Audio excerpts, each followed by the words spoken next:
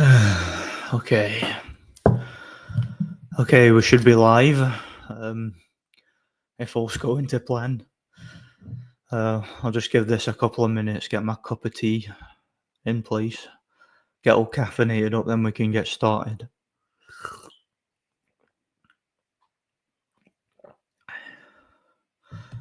All right, let me get comfy.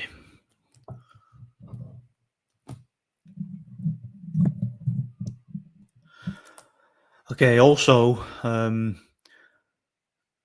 as always, if anybody could let me know if the audio is good as well, that would be much appreciated.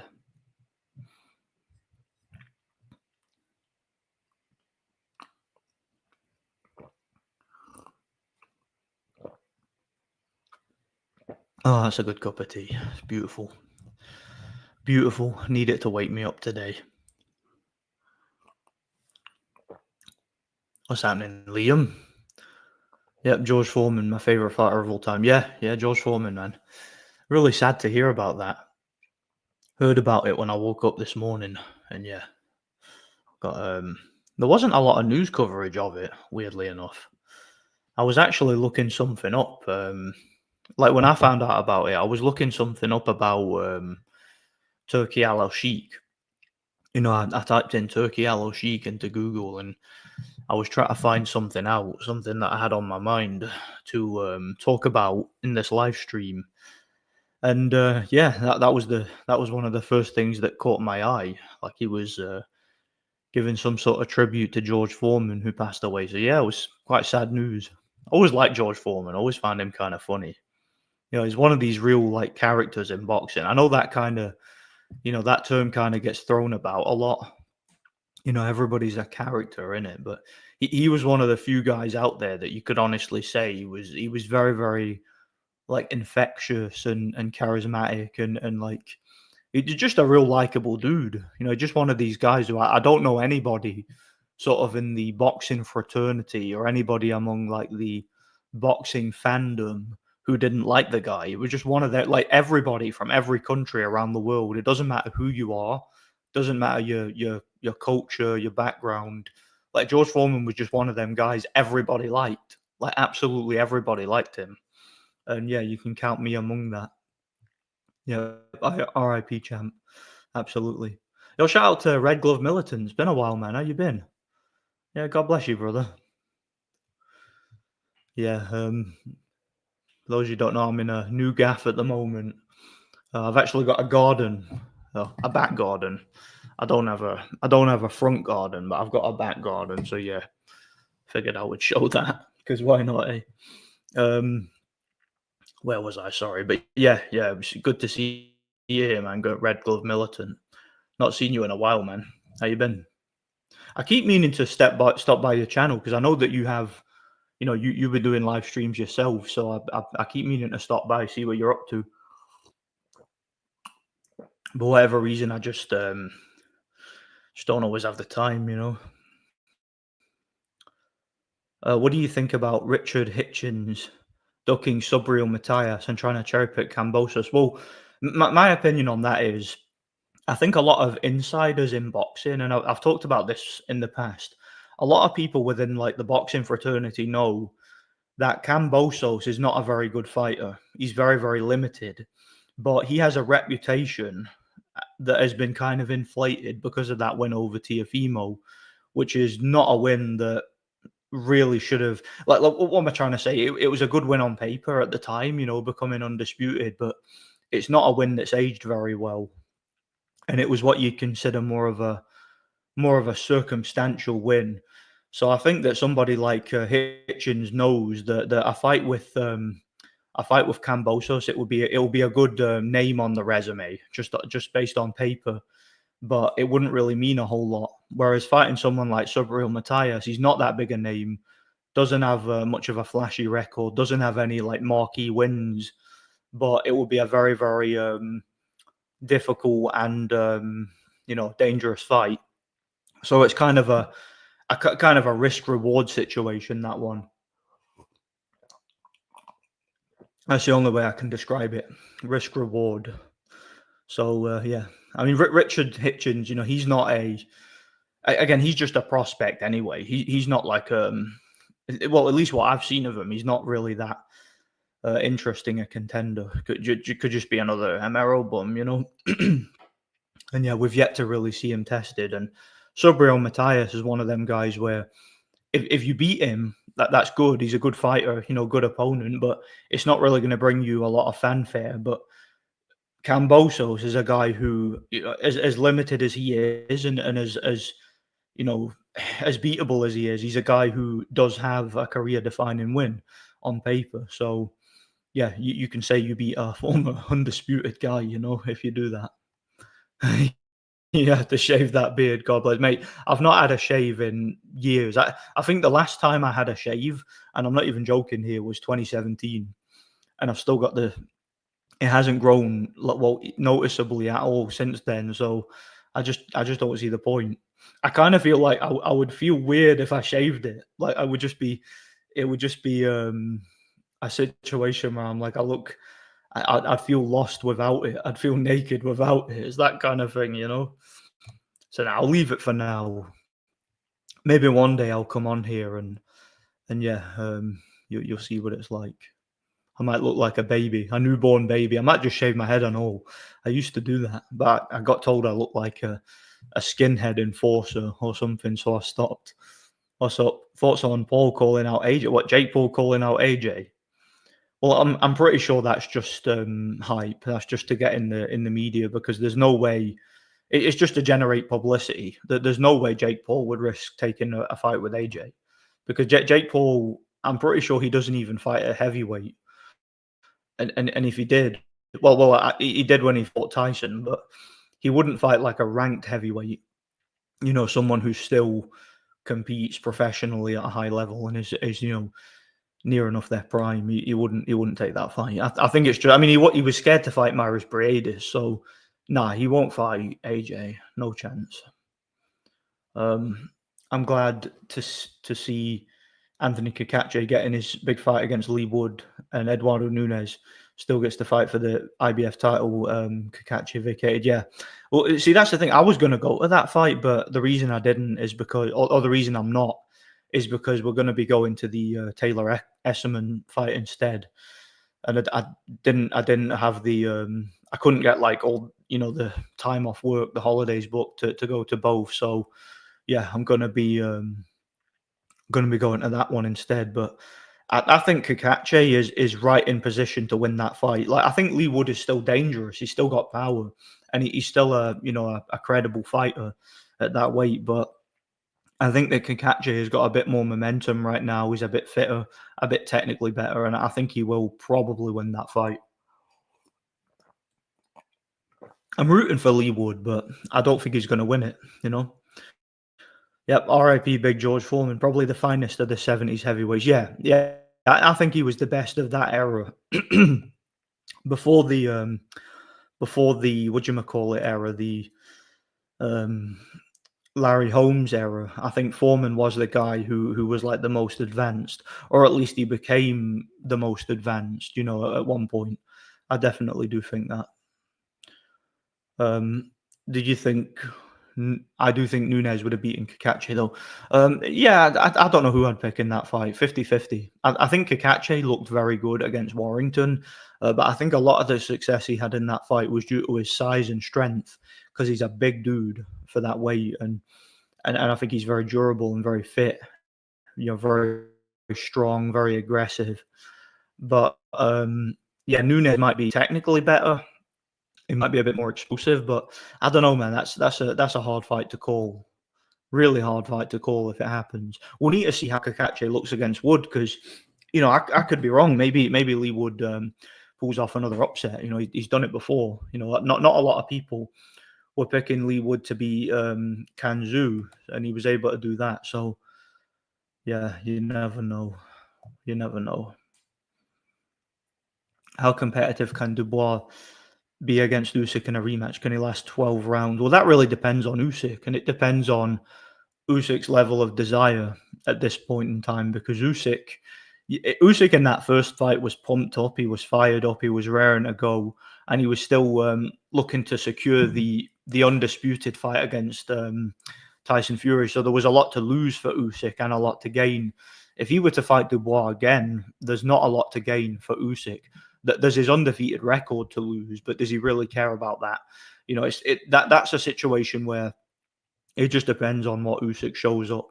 If Usyk shows up motivated and raring to go like he did the first fight, then yeah, I think I think he wins the fight again easily. Maybe Dubois, with his increased testosterone, totally naturally, of course, and his new balls. I think maybe he might be able to not quit and last it the distance, because he didn't get knocked out in the first fight. He just got schooled and embarrassed, and he decided to quit. But I would say for the second fight, I'd give him a shot at going the distance. I don't give him a shot at winning the fight legitimately. Not unless Usyk is just completely shot. But I don't want to see it. I don't want Usyk to stoop down to that level and give Dubois a undeserved shot at the title. I don't think there's any need for it, personally. I'd rather see him fight Parker, especially after that knockout win Parker just had. That puts him right up there for being deserving of a shot, in my opinion. Yeah, God bless you, man. God bless you. You going to Woodcock actually? No, like I was just saying, no, I'm going to Taylor versus Esserman. Basically what it was, my mate from down south, from Nottingham, asked me, do I want to go to Woodcock? I said yes. Thing just cut out then. I don't know why. But yeah, what happened was he got in touch with Echo Esserman's manager, I believe, because they're friends. Like, he knows Echo Esserman and sort of the fraternity down there in Nottingham. And he said, actually, I want to come up and visit you up in Scotland. So yeah, if you want, we can go to that instead. So yeah, we changed our plans, and he's coming up here. We're gonna go see the Taylor fight instead. So yeah, that'll be interesting, I reckon. Had a few crazy lives, but today was about George Foreman. Yeah. Oh, were you actually live today about that one? Yeah, I didn't see that. I wasn't notified, so I missed it. I've been growing mine too. My GF told me I better not cut it off. Yeah. Yeah, mine is basically indifferent. She doesn't care whether I cut it or not. Yeah, most people are just used to me having it. Like, people used to always tell me to cut it, and now people are just like, they've stopped telling me because they know that them telling me to do it makes it more likely that I'm not going to do it. Yeah, how's it going, Bruce? God bless you, brother. Good to. Sorry, this is lagging. Sorry, let me make sure this is working. I don't actually know what the internet is like around here, but I'm assuming it's not good. Good to see you, Nordic, by the way. Recently subscribed. Love the honesty. Keep it up. Yeah, thanks, man. I appreciate that. Oh, what happened to my face? Yeah, I'll get into that. Basically, 6 rounds of sparring with a big heavyweight last night. I'm actually still a little bit concussed. That was what happened. I've been trying my ass off this week. I've actually, put it this way, from last Saturday through to yesterday, Friday, so 7 days in a row, I was in the gym. So 3 of those days I was in the boxing gym, and every single one of those days I was in the weights gym. So I was doing my strength training, like my barbell lifts and all that, and also boxing, sparring. Like, I've been training my ass off this week. So yeah, and last night I had a particularly nasty sparring session where I had 6 rounds with a big heavyweight guy. Was like 230, and yeah, for the last 3 rounds I took a bit of a pasting. Like, my nose is all swollen, my eyes all swollen and all. It doesn't really bother me though. I don't really feel it. My face is like leather at this point. I enjoyed every minute of it. I must have something wrong with me, I genuinely think Bellew or some bum like Dominic Breazeale could take out Jake. But oh yeah, easily.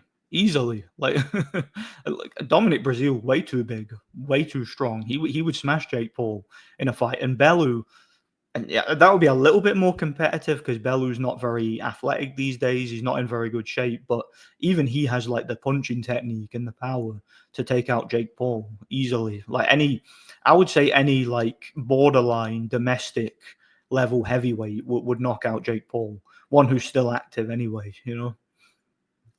I asked my question about which fight you're going to before. Yeah, that's fine. Yeah, before I answered. Yeah, that's good. RIP George Foreman. He's with the Lord now. Absolutely.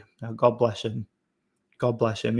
I believe George Foreman is a genuine believer. I do. I believe he's in heaven. As I was talking earlier, everybody liked George Foreman. Everybody. Like, no, I don't know anybody who doesn't like George Foreman. Like, it doesn't matter whether you're white, whether you're black, whether you're Asian, whether you're American, whether you're British, whether you're wherever you're from. Everybody seems to like and respect George Foreman. There's a reason for that. He's just one of the most liked and respected guys in the whole boxing fraternity, and there's a reason for it, you know. Your Nordic, congratulations on the new home. Were you in a scrap? Were you in a scrap with the guy Mafia? Or with the gay Mafia? No, nothing like that. No, nothing like that. No, I was. I'm not gonna explain the whole situation. It would take too long. But yeah, I had to move house basically. It wasn't. This is cutting out again. It was a decision made between me and my missus. We had to move from where we were for complicated reasons. But yeah, we're not too far away. It's not like just outside of Glasgow, basically Inverclyde. If you know where that is, it's like 30 minutes on the train. It's not too far. And plus, I still go to Glasgow like every day for work as well, and I still train there. So yeah, it's an easy little commute, you know. But I didn't have internet for weeks, so I was only like able to use the internet like in the library or at my work using the Wi-Fi. So that was why I was offline. And it's actually see when you're offline for quite a while, it's actually really liberating, you know. It's liberating to not have the internet. No.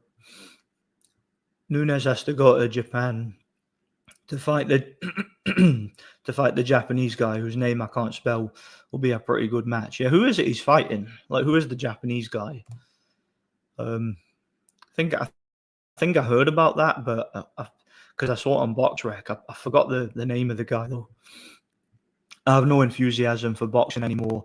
So many fixed fights and robberies. Yeah, there still is, and so many fights that look like sparring sessions to me, where the guys are. And I mean not a sparring session like my one. I mean sparring sessions like where they're not trying to set about each other. They're not trying to put it all on the line to win. Sparring sessions where they're trying to basically like look like they're trying to win, but only do the bare minimum. So it's like a high level exhibition. And I kind of insinuated that about the first Bivol Beterbiev fight. Although I watched the second fight just there, like I watched it today for the first time, the second fight, and it looked a little bit more real. But then again, fixed fights can look very they can look they can and do look very realistic, right? Because you know they wouldn't be able to, you know they wouldn't be able to like deceive everybody if everything was fake, you know. Frank Bruno apparently had serious health crisis on a plane a couple of hours before Foreman's death was announced. Oh, did he know? I didn't know about that. Why is Frank Bruno in a critical condition and all? I didn't know about that.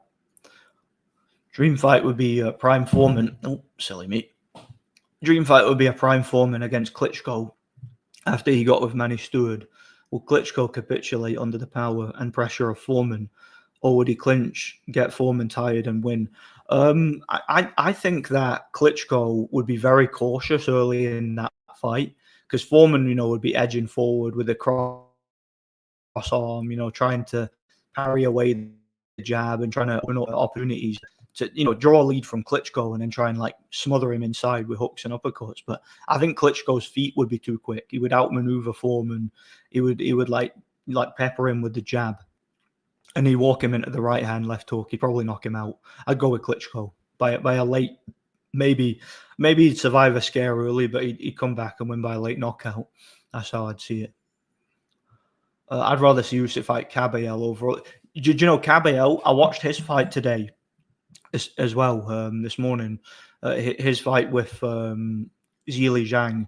And I thought Caballero, he showed he made a few mistakes in the fight. He got caught, he got hurt, he got dropped, and he definitely looked. It looked touch and go for a little bit, but he really hung in there. He really, really surprised me with his chin, his durability, and he got in there and he forced a stoppage. Like those body punches that he was catching Zhang with in that fight were clinical, and he actually outdid Parker's performance. Bear in mind, Parker might have fought a slightly better version of Zhang, but I thought that Caballero outdid him with his performance. Like he really, really surprised me. Like not that he won because I was picking him to win. I thought he'd probably win on points. I didn't think he would stop Zhang, but the fact that he went in there and smothered him inside and leathered him to the body and took him out really surprised me. I wasn't expecting it one bit. Wasn't expecting it. I want Dubois to lose just to see Don Charles have a meltdown. His ego is out of control. Yeah. But I would rather not give him the I'd rather not give him the satisfaction of having the fight, making him feel so important. I think that would be better for his ego. Let him know how little anybody gives a crap about the fight, because it's like been there, done that. Usyk's already whooped the guy and made him quit. You can't get a more conclusive victory than that, as far as I'm concerned, Yeah, he won by late stoppage. Or he would win by late stoppage. How do you think both Foreman and New would do against the true ATG and fighters today? Well, Foreman, it's a bit of a weird one because when Foreman was in his physical prime, which was in the 70s, where he was in his late 20s, he was strong, powerful, like a beast of a guy, but he wasn't very good technically. He was slow, he was uncoordinated, he didn't understand how to jab, how to move, and all that stuff. But when he got a bit older, like when he came back in his late 30s, early 40s, he went away. You can clearly tell he studied boxing and he became a much more refined boxer. And that version of Foreman was technically prime Foreman. Like the younger Foreman was physically prime Foreman, but the older Foreman, like when he'd reached like his early 40s, was technically prime Foreman.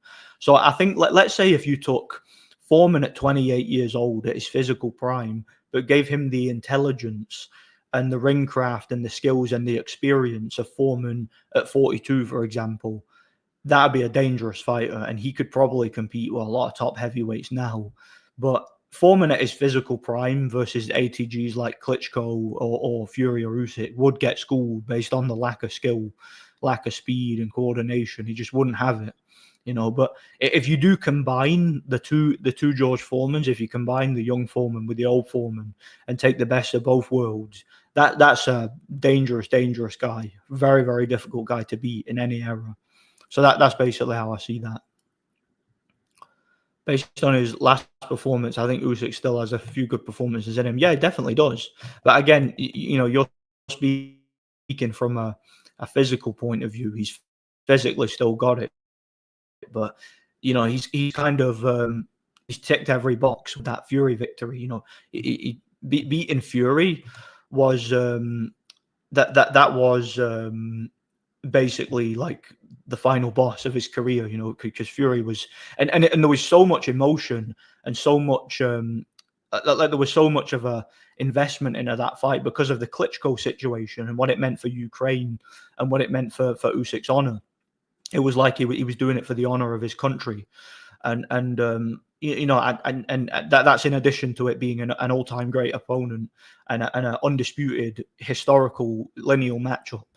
So can he go from that and still replicate these performances, fighting the likes of Dubois and Parker and Caballero and Bacoli and Zhang and whoever else? Like, I'm not saying obviously physically he can do it. Obviously physically Usyk can still beat any heavyweight in the world. But mentally, will he have that same motivation? I don't know. I don't know really. Like I don't question Usyk's heart or his desire, but I do question how long he wants to stick around, and how much he's willing to give to his training going forward, because he's achieved everything. How can he be as motivated fighting someone like Parker as what he was fighting Tyson Fury? Like, how can you be? I don't think anybody could be. It doesn't mean anywhere near as much, in terms of legacy. Um, Josh Taylor is a good fighter. I just think he's shot. Well, he could be. I'm reserving judgment on Taylor. Like I'm not at all confident that he can be Echo Esserman. I'm not. Like Echo Esserman is a very game fighter. He's flawed, he's crude, but he's game. He's determined. He comes forward, he throws like a lot of punches. He's tough, he's rugged, he's dirty. He's quite slick. He knows how to win rounds. He's very, very motivated. That's a hard fight. And if Taylor goes in there, put it this way, if he goes in there and does a number on Echo Esserman, then I'll be impressed, and I'll definitely favour him to beat someone like Brian Norman Jr. or some title holder at welterweight. He'll never get the Crawford fight, so I'm sick of talking about that. It'll never happen. So what's the point in even entertaining the idea? But I would like to see Taylor, if he's got something left, I would like to see him pick up a belt at welterweight. I'd like to see him win a world title at least. He should have already been done, in the past. He should have done it as soon as he beat Catterall after the first fight. He should have moved up and he should have pushed for the mandatory against Crawford, because he'd have beaten Crawford, in my opinion. I don't care what anyone says. I think he's all wrong for Crawford, but that opportunity has been and gone. He'll never get that fight now. So I think the best he can hope for is just win a belt at 147 and retire. And Echo Esserman is a good stepping stone to that, and a very, very stern test. Like, if Taylor isn't motivated anymore, if he is shot, like you say, he won't win that fight.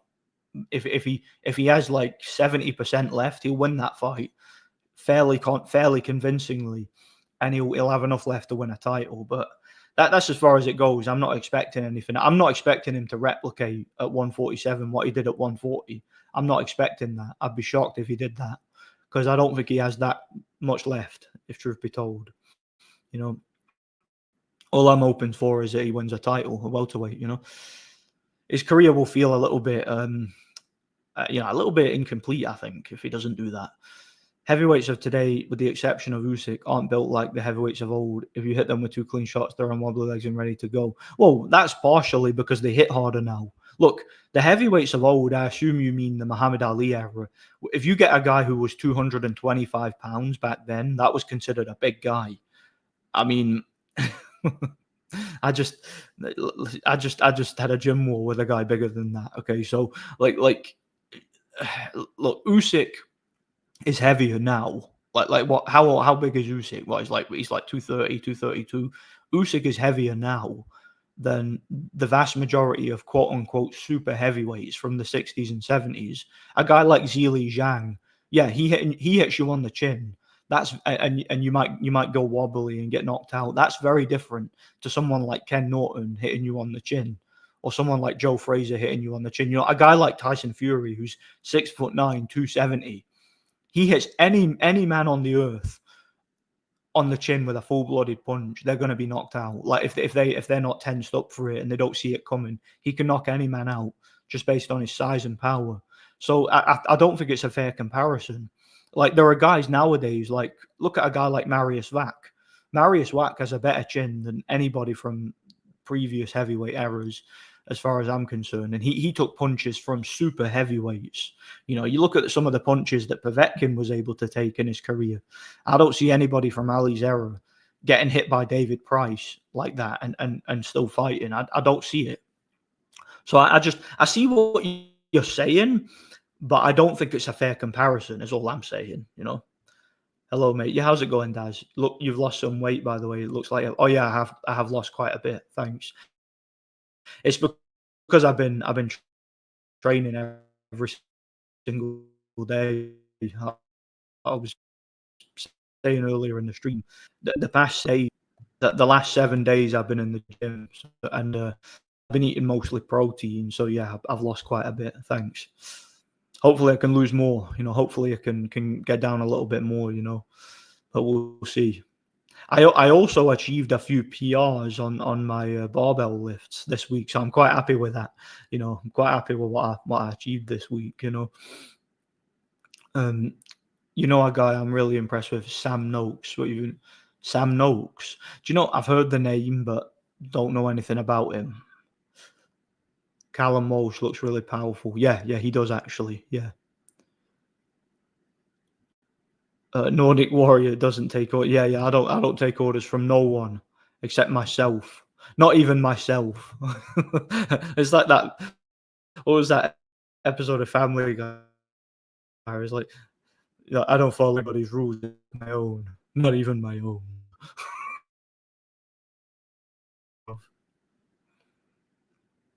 Irish. Oh, you're on about Callum Walsh. Yeah. Oh yeah. My stream is cutting out here. I can see the little things. The what do you call it? The bars are going down. I'd rather see Parker get a shot at Usyk instead of Dubois. Yeah, yeah. Like I was saying that earlier. Parker's earned it more than Dubois has, I think. He's had the better career, better wins for his career, better resume. He's a former champion already. I know Parker's a title holder now, but he shouldn't be, in my opinion. Parker at least was a legitimate heavyweight champion at one point, RIP George Foreman, by the way, he'll have a cracking gravestone. In fact, it's so good there. Yeah. I like George Foreman, man. God bless him. Older fighters were definitely used to taking pre-punishment. Comparing Ali to Usyk, I say Ali was tougher, but Usyk, I don't know about that. Like, I've seen Usyk take some pretty hard punches that I don't think Ali'd be able to take. Ali was knocked down, and in reality should have been knocked out by Henry Cooper. Myris Briedis hit Usyk a lot harder than Henry Cooper hit Ali. And Usyk was able to take it, and he was hurt, but he was never down, was he? Usyk's never been down. Like he's never had an official knockdown against him in his career. Like, he's been down from low blows and he's been thrown at the canvas and stuff. But he's never been actually knocked down with a punch legitimately. Off topic, but somehow on topic. Do you have any opinions on the game Undisputed? I've never played it, but it looks pretty poor. Like, it looks very janky to me, very glitchy, very clunky, and I just don't think it looks very fun. So I will probably not be playing it unless it goes price like big time, because like, I don't know, I've still got all the Fight Night games. So sorry, I'm just getting comfortable here. I would rather just play the Fight Night games. I enjoy them a lot more. I have a friend who says it sucks. He'd rather play Fight Night Round 3, which is on 360 PS3. Yeah, I would. And I still play that from time to time. Great game. Yeah, reviewed it on the gaming channel. In fact, I reviewed the whole Fight Night series in one video. Don't know if you saw that. But yeah, I really enjoyed them. Great boxing games. And it always confused me why EA threw it in the trash. Like, I never understood that. Why did EA just give up on the series when it was still really, really popular? The online servers were getting used. I don't understand it, Joyce versus Hrgovic. Well, I think you have to favour Hrgovic just based on, and I'm not saying Hrgovic has looked great lately. He hasn't. He's looked terrible. But Joyce's last couple of fights have been so bad that you guys know my thoughts on it. I've talked about it in streams. I talked about it in a video. I don't know what happened to Joyce. Joyce went from being a top 3, top 5 heavyweight to literally being a punching bag, to literally just being a bum, like a big, slow, one-dimensional bum. That's what he became overnight. Like, that Parker performance, which I thought was his best performance, it was like a Antonio Margarito-esque like beatdown on Parker. He went into his next fight against Zhang, and he's like standing in front of him, just walking into his left hand over and over, like duh, duh, duh. I'm like, what are you doing, man? Like, move your head, box. Like, I don't know, man. Like Joyce, I think Joyce is mentally ill, and I think he's got brain damage or something, because he seems to have just forgotten how to punch, forgotten how to box, forgotten how to move, forgotten how to defend himself. I don't know, man. I mean, I'm one to talk, aren't I? But, yeah. Paul versus Tyson is actually a lesson to be learned. All these old men like John Fury and Don Charles should take note, yeah. I mean, stick Don Charles and John Fury in with each other. I got no problem with these old guys fighting each other. But like an old guy fighting a young guy, is just so cynical. It's just a cash grab, and it's not an exhibition that I'm in any way interested in. I'm not interested in seeing it. I'd rather it at least have some sort of like you say, a lesson to be learned, but like an interesting lesson. Like Roy Jones versus Mike Tyson was interesting because it was an interesting look at to what might have happened if the two guys fought in their prime, just because you can assess the style matchup, even though they're both short and old, you can assess the style matchup and decide for yourself how would it have gone back in their heyday. But something like Paul versus Tyson, everyone knows what would have happened to Paul against Tyson. Does he even last 20 seconds? Like, so that fight, there was nothing to be gained from it except money. There was nothing to be learned from it at all, I don't think, other than it shouldn't happen. It's one of them. But there's nothing we can do about it. That's what's in demand right now. Those types of freak shows are what is in demand right now. So it is what it is. Off topic, if I can, any thoughts on the Reform UK meltdown? Always knew they were a shower. Rupert almost based low, flushed the fraud Farage right out. We should be grateful. Well, at least Farage is gone because Farage is just a Tory. I've been saying that for years. That's what Farage does. He starts a new like upstart party, gets all the like normie right wingers on board, and start talking about, oh, we're gonna kick out the immigrants, we're going to put a stop to this and that, and more free speech and all that, and then basically he just enforced. He gets that party to a certain point, leaves that party, abandons it entirely, and then tells all the members to support the Tories and say, now the Tories are going to listen to us because we started this new upstart party, and we got all this stuff. The people have been heard now. The Tory party, the government, they know what we want now. So now we need to get behind Boris or whoever is leading the Tory party at that particular point in time. He did it with UKIP, he did it with the Brexit party. Now he's doing it with Reform. It's the same. It's the same crap. It's what Reform is to the Tories, what something like the Green Party is to Labour. Basically, it's the same crap. And also, it's funny because again, the leftist parties do the same thing that the fake normie conservative parties do. Basically, you how Labour markets themselves as we're for the working class, we're for the little guy, we're for the impoverished, the homeless, the disabled, and the other. The Labour Party have announced now that they're going to be stopping everybody's disability benefits because they can't afford it. This is, of course, the humanitarian party that cares about the little guy and takes care of everybody in this. They're stopping our benefits so that they can keep giving money to Ukraine and Gaza and whoever else. They can come up with, like, the government. I know I'm going off topic myself here, but the government can like just conjure up billions upon billions of pounds to donate to whatever is the latest war, right? Or to fly everybody to a climate conference, bulldoze the rainforest and send in a bunch of private jets to talk about the climate. And they can come up with all this money for whatever reason, but when it comes to you having your council tax cut, no, that's completely out of the question. When it comes to you getting your universal credit or your disability support, your PIP, no, you can't have that. That's bleeding us dry. We absolutely cannot afford that. We need these billions upon billions upon billions of pounds for our meddling in foreign affairs. It's the only reason I'm going off topic there, and I'm bringing that up is because it's on the right, on the fake right the normie conservatives.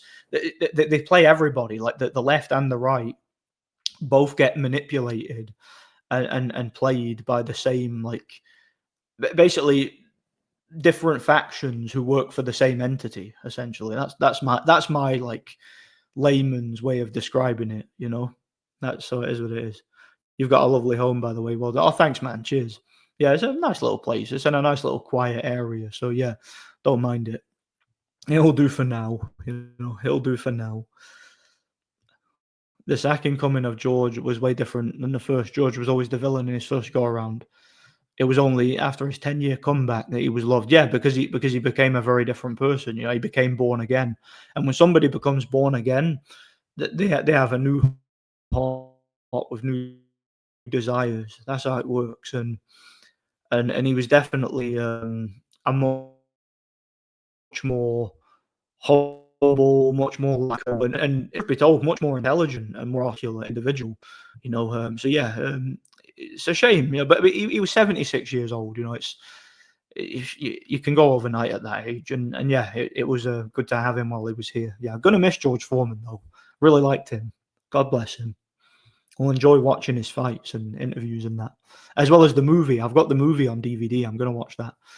Reform was always a containment party, Daz. Its purpose was to prevent an actual right-wing nationalist party from rising up. Exactly. You can't have something like the BNP. You got to have something like Reform. That's how it works. Yeah, you meant the gay mafia. Yeah, I thought so. No, it wasn't the gay mafia. Don't worry. The gay mafia couldn't do this. I'll tell you that. Take them all myself. Do you think Moses Italma is the future of the heavyweight division? Selfish part of me wants to see Usyk fight him before he retires. Do you know, it would be funny if Usyk just fought him and smashed his face in, just to make sure he doesn't get any better. Oh man, I've not seen anywhere near enough of his fight. I've not seen anywhere near enough of him to say that he's the future of the division. But how many times have we heard that? How many times have we heard this guy's the future of the heavyweight division? We heard that about David Price. We heard it about Robert Helenius. We heard it about Wilder. We heard it about Jared Anderson. We heard it about so many guys. Look, great like prospects come and go. A guy like Tyson Fury is obviously one who made it to the top, but very few of them do. And Moses Italma, I've not seen enough of him to really know where he's going to go or what he's going to do. I've got no clue, so I'll have to wait and see. By complicated, you mean your area's been? No, it was nothing to do with that. Nothing to do with that. It was a personal situation. It was like a personal. Just a decision made between me and my missus where we wanted to move somewhere new, and yeah, it was we've been talking about it for a while. We've been like looking at areas, and it's just it take too long for me to really describe it. It was just a personal thing. That's all I'm gonna say. But yeah, we're settled now. It's all right. It's a nice area. We've got a garden and all that. So yeah, this'll do for now. But like I was thinking, as I was talking before, I was thinking about um, like playing place up near my work. But my bottle basically crashed. I didn't go ahead and do it, so we ended up just moving in here. And I'm not planning to stay here forever. This is just a temporary thing until we get somewhere permanent. But you never know. You never know. This might work out for the better. I might get a job near here. I've got my security license now, so I can do that. I'm going to be working the doors probably like weekends and evenings to make a bit extra money.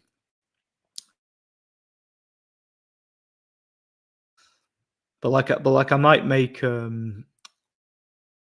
what was I going to say? I might and then something permanent, like a permanent employment in security. But we'll see. Frank Bruno has made a recovery apparently, although an evening with Frank Bruno in Manchester has been cancelled. Yeah, well, it would have been if he was um, if he was in a bad condition. I went to the joke house in Glasgow. Bloody internet's lagging again. I hate this. Hate it when it does that. Caballel is solid in every era, no glaring weakness. Yeah, he's another like guy I would describe as a good all rounder. He doesn't do anything particularly special, but he does some. But everything he does do is solid and fundamentally sound. So he's going to be a problem. That guy. Like I would like to see him fight some of the other heavyweights that we've seen on the Saudi card. Like Hrgovic and Wilder and Parker and all that lot. Like I would like to see him really get into the mix now and fight those guys. Like I'll tell you what would be a good fight, because they're talking about Parker fighting Dubois. They could stick Caballel in with Dubois. That would be a very interesting test for Dubois. That would be a hard fight. I would actually probably favour Caballel to win that if it was fairly officiated. or he could fight Fabio Wardley or Fraser Clark or someone like that. There's a lot of interesting guys he could fight, but I think the Dubois fight will be a good one for Caballero to take, because obviously there's a title on the line, so there's more to gain. It looks like Zurdo Ramirez is avoiding Jai Opataya. I've not heard anything about Zurdo since he had that the fight against Chris Billum-Smith, which was a pretty good fight and a great performance, I thought. But Jai Opataya, he's not been fighting anybody lately. He's just, ever since the Briedis fight, he's just been fighting handpicked opponents. And it's interesting because I said in a video in a comment section somewhere, I forget whose video it was. It might have been like Delboy or someone.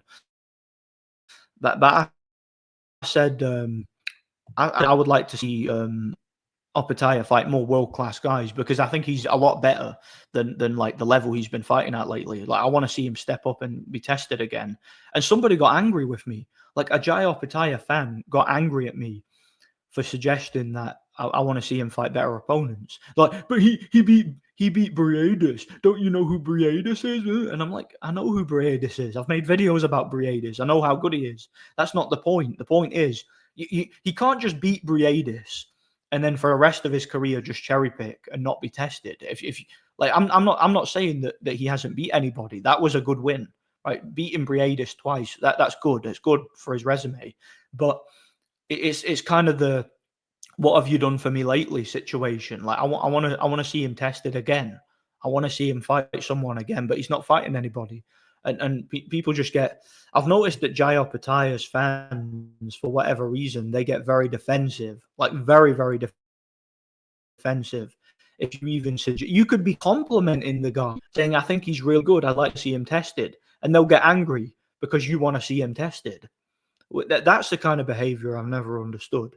Like that, because that kind of fanboy behavior, what it tells me is you don't believe in your own fighter. You don't believe your fighter is capable of staying on top if he's regularly tested. So, by good opposition. So I don't understand that behavior. Foreman's death took me by surprise. I really thought he was gonna live on till his 80s, even 90s. R.I.P. the great George Foreman. Yeah. I suppose, look, when you're in your 70s, 80s, like you could go at any time. It's just a minor illness could take you out at that age, It's easily done. Yeah, God bless him. I'm going to miss him. God bless him. Crawford is selling his ass for that Canelo payday. Yeah. Yeah, Crawford, I don't think Crawford's got many options, because if he stays at 154, I don't think he's got many options right now. So Canelo's the big legacy fight and the big payday. So of course he'd want that,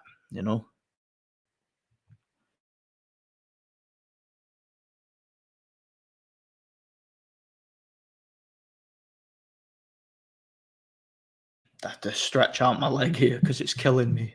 I've been doing a lot of heavy squats. Did I mention earlier I achieved my PRs on the squat this week, and yeah, my legs are quite sore. So yeah, I'm having to constantly move it to make it comfortable. What was I going to say? Yeah, I've been saying for a while, Crawford is ridiculously overrated, and to me, Crawford is a prime example of how basically sometimes in boxing, records don't really mean anything. Like records mean, in reality, they mean very little, because you can have a great record on paper, you can have loads of names on there, but if you're fighting guys who are basically chosen at a time, at a convenient time for you, then it's not as impressive, in my opinion, that you're beating them. And again, I've talked about that.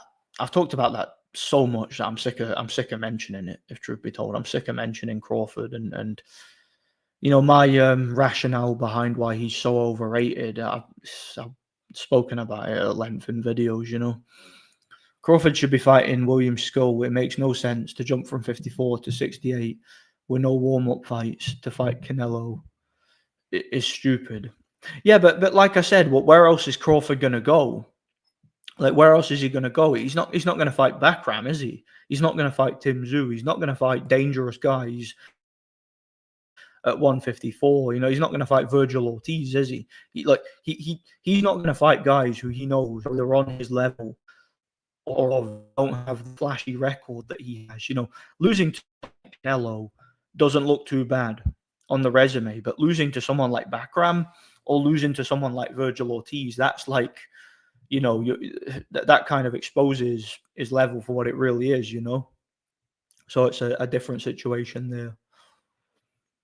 What does Canelo gain from that? Well, you mean from fighting Crawford? Well, for Canelo, I think he gains a lot. That's a very good name on his resume. If he gets a win over Crawford, he can say, "Look, I beat a guy with a pound for pound credential. You know, a really, really good record on paper. Bloody isn't it? Arguably the only guy on paper with a record as good as his, but who's also undefeated. Yeah, hi JD, good to see you, man. I think Crawford is good, but he's very overrated. Yeah, he is. I think he again, like I said, a lot of Crawford's success on paper that he's had has been circumstantial. He's just fought the right guys at the right time in the right state, and yeah, he's managed to get the win. What are your thoughts on Joe Louis? I think Joe Louis is one of the most overrated manufactured champions in the history of the heavyweight division. He invented the Bum of the Month club. He had government connections. He was a propagandist for the military industrial complex. He had numerous fixed fights, numerous opponents that were set up to lose against him. I don't think he was really that good at all, truth be told. I think he was a hype job. Mariswak was a frightening punch resistance machine. Second best chin in history after Chris Rock. Yeah, without a doubt. Yeah, Wack was tough, man. I want a suit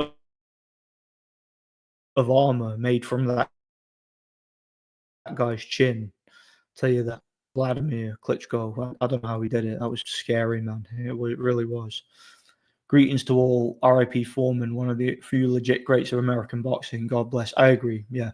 You want one of the best heavyweights from America ever. No doubt about it. Definitely the best of the 70s, I think.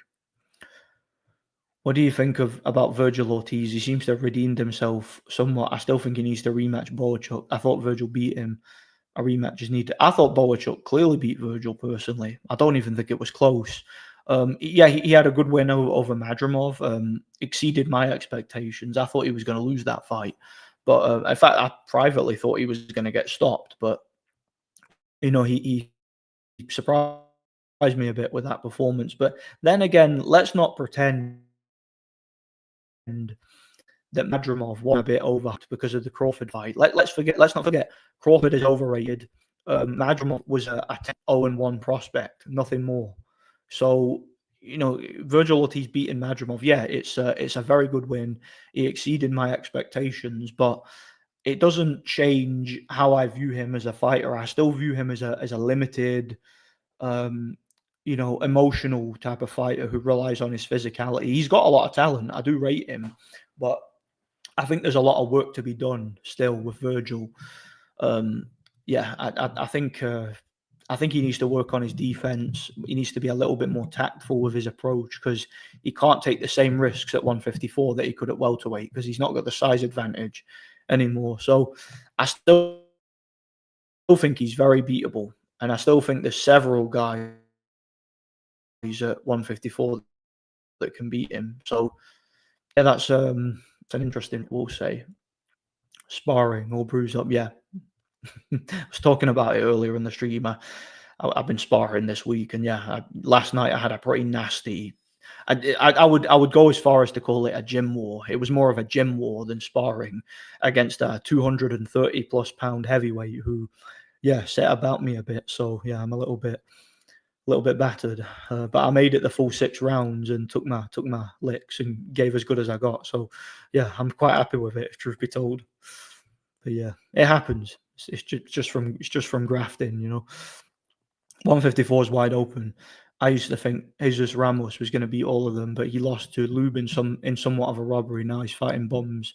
Yeah, well, as long as he's winning against those bums, he's at least developing and building up his record. But yeah, he probably should get back to fighting more challenging opponents soon, I would say. How does Ajit Kabayel go against the likes of AJ Fury and Usyk? Well, I think Ajit Kabayel has, like I was talking about earlier, he has very good boxing fundamentals. He's not particularly great in one area, but he's a very good, consistent, all-round professional. And he showed against Zhang he can get off the canvas to win. He can take a punch. He's already beaten guys like Chisora and Makhmudov. So we know that Kabayel is a solid competitor. He's beyond European level now. I'd say he's a genuine world-class contender. But would I favour him over Fury or Usyk? No. Would I favour him over AJ? Probably. Probably now. I think he could break AJ, maybe even stop him. But I think it would be a difficult fight, though. But yeah, it'd be interesting.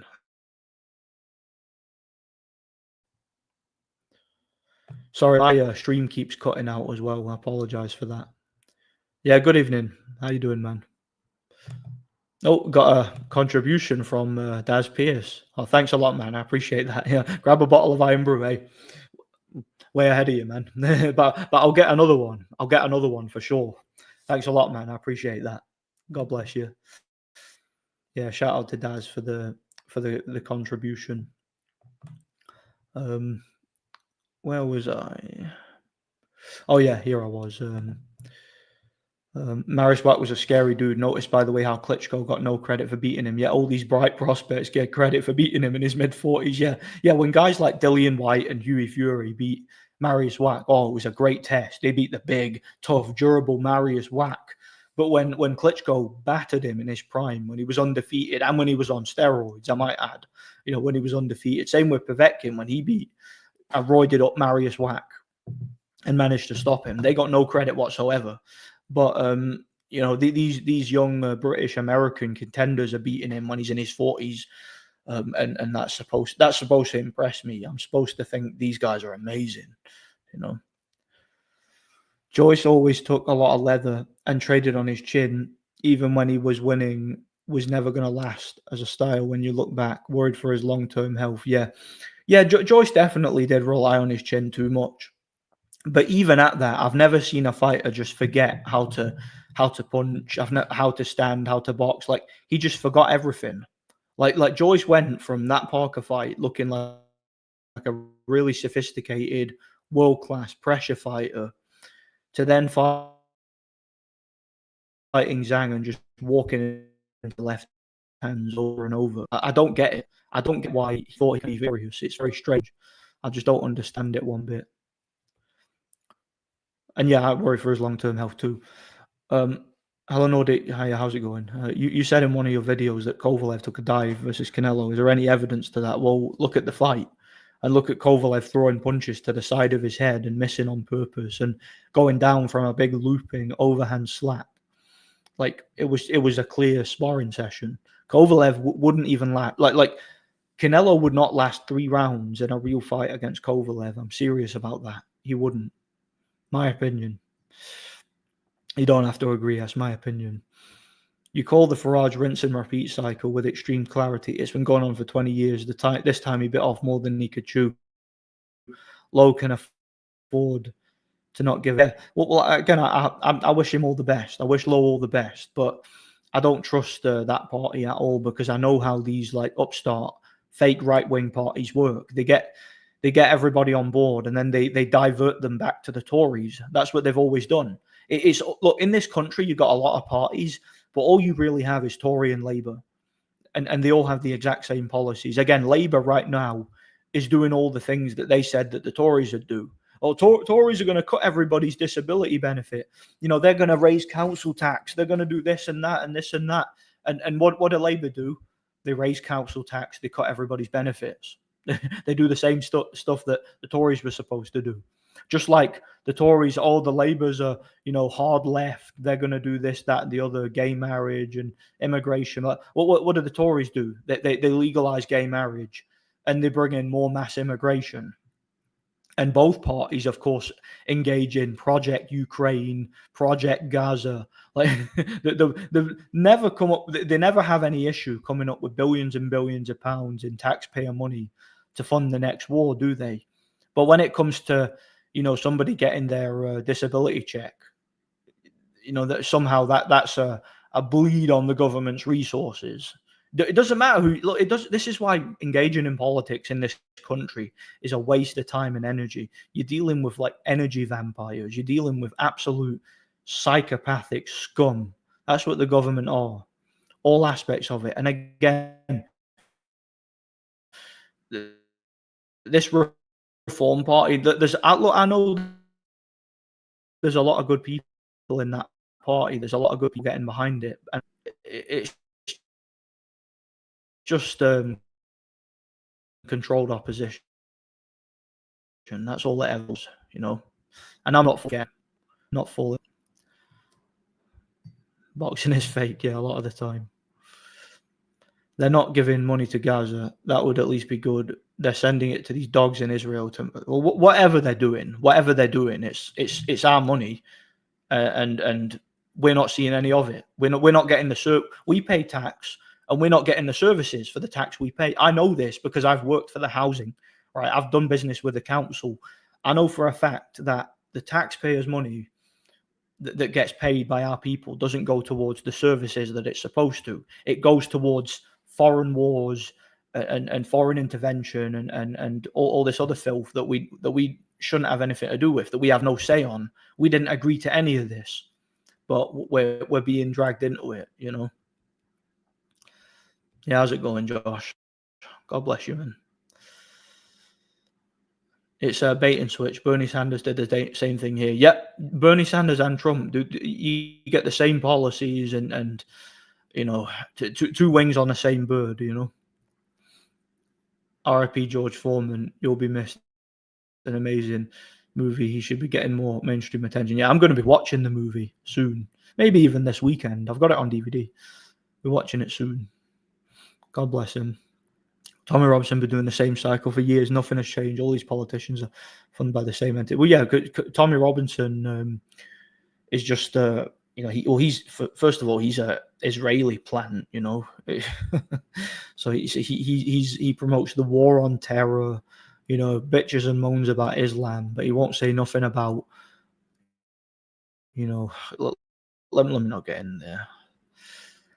I'm sick of talking about it, Remember when Eddie was gassing up his fighter as the Gypsy Golovkin? Yeah. The Gypsy Golovkin. Talmud Tommy, yeah. Or what was his name? What's his name again? Stephen Yaxley. That's his real name, isn't it? Or Stephen Yaxley Lennon. Something like that. That's his real name. I want to see Moses Italma versus Fabio Wardley. Well, that's a fight makes perfect sense to me. If Italma is this like great Olympian or whatever he is, this future all-time great heavyweight who is wants to be the youngest heavyweight champion of all time, stick him in with Fabio Wardley. Let's see what he's made of. Can he beat like a big, scary, tough guy who can punch like Fabio Wardley? I doubt it. I actually think Fabio Wardley right now will be too much for Moses Italma. Maybe Moses Italma in a couple of years would win, but not right now, I don't think. Just my opinion. The UK is a disgusting socialist country. A lot of businessmen are leaving the country. I don't know whose idea it was to tax 50% on the rich. Good luck finding jobs if the rich leave the country, yeah. Look, taxation in general is theft as far as I'm concerned. It's like the sheriff of Nottingham taking everybody's money. And what do you get for your tanny? Because in this country there's major rat infestations, right? Because the council won't take out the bins. When I was working for the housing, I had to do the council's job for them and wasn't getting paid for it. I shouldn't have been doing it, but I was because my boss asked me to, right? But it's like, the council in this country, they constantly beg for pay rises. They refuse to do their job. They're always on strike. So that makes me think, they won't take the bins out. They won't move the skips. They won't fix the roads. They won't clear up the destruction that was left by the storm. All this is what do we pay council tax for? I don't understand. What do we get for our money for council tax? Because basically all the services that the council are supposed to provide, I know for a fact they don't do them, or they very rarely do them. So what exactly is council tax achieving? What are we getting from it? I don't understand it. So I don't agree with it. I don't think personally, I think council tax should be optional. It should be an optional subscription service. If you want council services, then you should have to pay for it. If you're not bothered either way, you shouldn't have to pay for it. It shouldn't be a legal it shouldn't be criminalized, people who don't pay it. It should be a choice. It shouldn't be a legal matter. Your fighting taller videos was interesting, but I couldn't help thinking about recent Adames Shiraz fight. Adames was second gear, outclassed by 7-foot Shiraz. TNT comms, yeah. Well, it depends on the fighter. Some fighters aren't very good at fighting tall fighters. Some fighters prefer it. Like Vladimir Klitschko was a tall guy, but he was very good at fighting taller guys than him. Go and look at his fight with Ray Austin, or his fights with Tony Thompson, or his fight with Marius Wack, and even some spots when he's 40 years old fighting Fury. Like Vladimir was very good at fighting taller fighters. He actually used to say in interviews that he struggled with shorter guys because these guys apply a lot more pressure. They're a lot more violent generally, and a lot of them have tempered their. They've conditioned themselves to be able to deal with being shorter. And sometimes it's difficult to because these guys will get low, they'll get under your punches. It's difficult to deal with. If you know how to fight as a shorter fighter and make it an advantage, sometimes it can work. I would say Caballo's body punching is exceptional, at least by the standards today. Yeah, he's definitely one of the best body punchers at heavyweight. Like the way he got under Zhang's shots, even with Zhang being a southpaw, and got under his elbow and whipped in that sort of half hook, half uppercut with his lead hand to Zhang's body, and then put the right hand behind it. Very impressive. I was very impressed with Cabello that night. I think he did very well. Moses Italma is a hype job. I've seen a couple of his fights that were 100% fixed. Look at his knuckles, by the way. Signs of HGH use, protected. Yeah, I think a lot of heavyweights are on HGH. Because there's more, the situation is there's more money to be made at heavyweight as a heavyweight contender. So what you might want to do is make yourself bigger so you can compete there. That's what Holy. Some people even say that's what Lennox Lewis did. I mean, it can be done naturally. Don't get me, but it's much easier, obviously, to do it with steroids and HGH. Moses Italma versus Wardley wouldn't happen because of their shared trainer. Yeah. Well, to be fair, that has happened before in fights where the trainer has had to choose one. Like Andre Rozier when he trained Danny Jacobs and what's his name? Sergey Derevinchenko. That fight happened, and Andre Rozier trained both of them, but he chose to train Jacobs for the fight because he'd had him longer, and I guess they're both American, so it does happen. Like it doesn't happen very often, but it does happen. Like I remember there was talks of Pacquiao maybe fighting Ruslan Provodnikov when they were both being trained by Freddie Roach. So yeah, it happens. It's not absolutely out of the question. It does happen. There's no way that Italma is 20. The dude is in his late 20s at least. He looks a lot older. I will say, that did occur to me. That did occur to me. He looks a lot older. Yeah. Faded Paredes did give him problems, broke his jaw and that. But that was my point about Optaya was his fans seem to get offended if you even say, I'd like to see him fight this guy, or I'd like to see him fight that guy. They got offended as if you're saying, I want to see him lose. I'm like, no, I want to see him hit these guys because I think he's good enough to potentially beat them. And I want to see him do it. These guys don't believe it. They're like, he made us and then done. done. I beat Briedis. That's it. Done. Like that's their attitude to it. Imagine if every fight was like that. Imagine if when Josh Taylor beat Baranchik, you're just like, done. Don't want to see him fight again. That's it. Just fight bums. like imagine if like when Mike Tyson beat Michael Spinks, you're just like, done, nothing else. Like, I don't know, man. Like Tyson Fury beats Klitschko, done. Never fight again. Just fight bums. So you make sure you don't lose. Like that's the attitude these guys have, or they seem to have. Like Jai Opetaya's fanboys, they seem to genuinely think like that. They seem to genuinely think like that. Like they don't want to see the guy fight or do anything. They just want to continue to fanboy for him and celebrate his accomplishment based on what he did 3-4 years ago. I can't get my head around it. Really can't. Richard Torres, you think he's any good? He's fighting that Italian guy that's a good gatekeeper. Do you know, I've never even seen him. I've never even watched him fight. So I apologize, but yeah, I can't give you an opinion either way. There's just been on the BBC cricket page. It's women's cricket all over the show. Wish they would bloody stop. Notice commercial channels don't touch women's cricket. Do you know it's funny? Because like when I go on Google and I type in boxing, the first thing that comes up is women crap, like Sky Nicholson, Katie Taylor, blah blah blah blah blah blah blah. I don't care. I've got to like scroll all the way down to like 2 pages to find any actual boxing and get past all the women's crap that's just being pushed up the pecking order.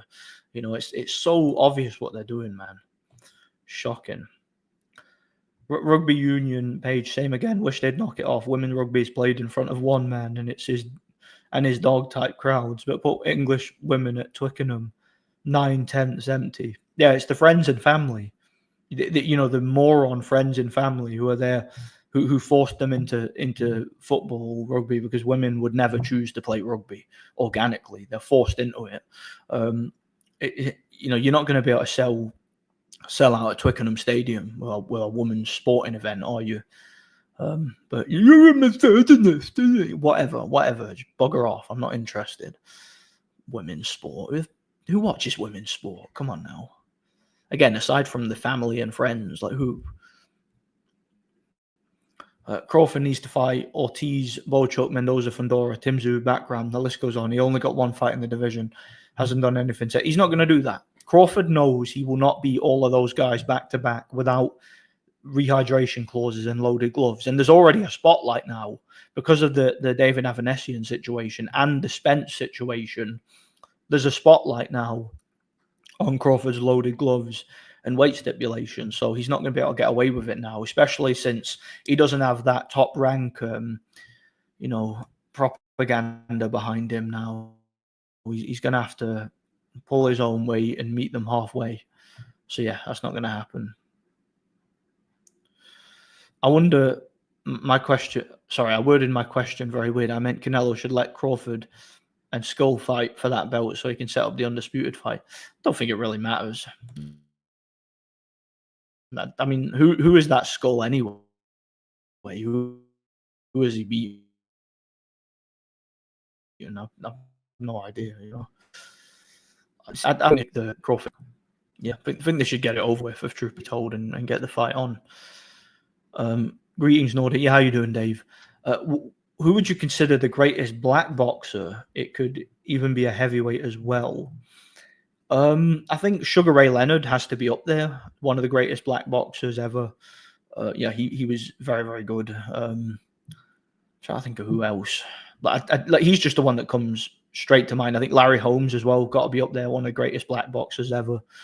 There's a lot of great black boxers. Don't get me wrong. I'm trying to think who's the greatest though. Who's the absolute best? Those are the two. Probably if it was just boxing skill, those two, Sugar Ray Leonard and Larry Holmes. I think those two were elite level as far as black boxers. So it'll be between the two of them. Probably Leonard slightly.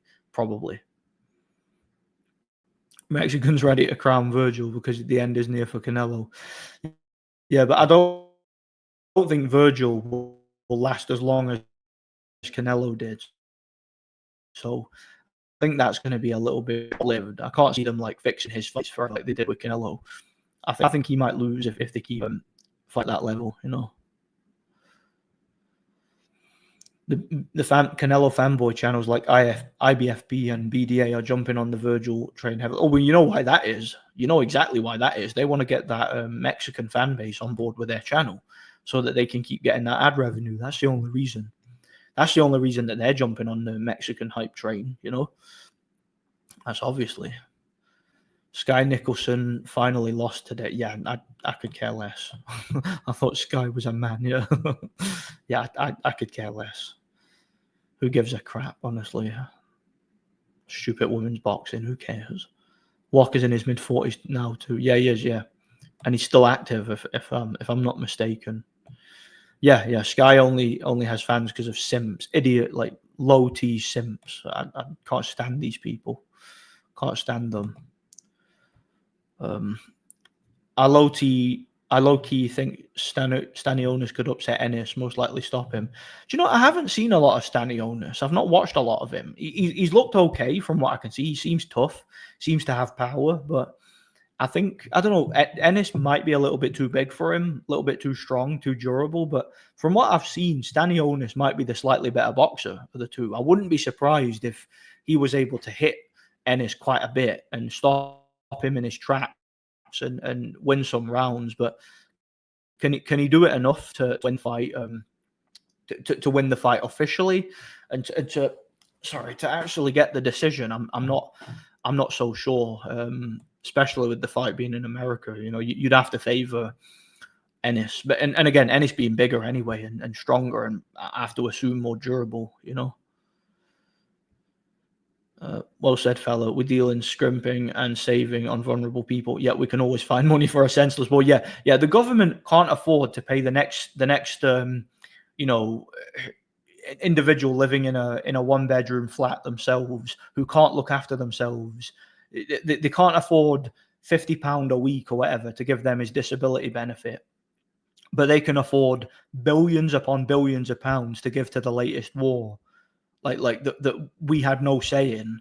It doesn't make any sense to me. And again, all the parties do it. It's like I was saying earlier. It doesn't matter who's in charge. There's only two parties. There's only Labour and Conservative, and everything else is a faction or sort of a splinter faction of that. Like I was saying about Reform, they're just a splinter faction of the Tory party. You know, like the Green Party is a splinter faction of Labour. It's all the same thing, you know.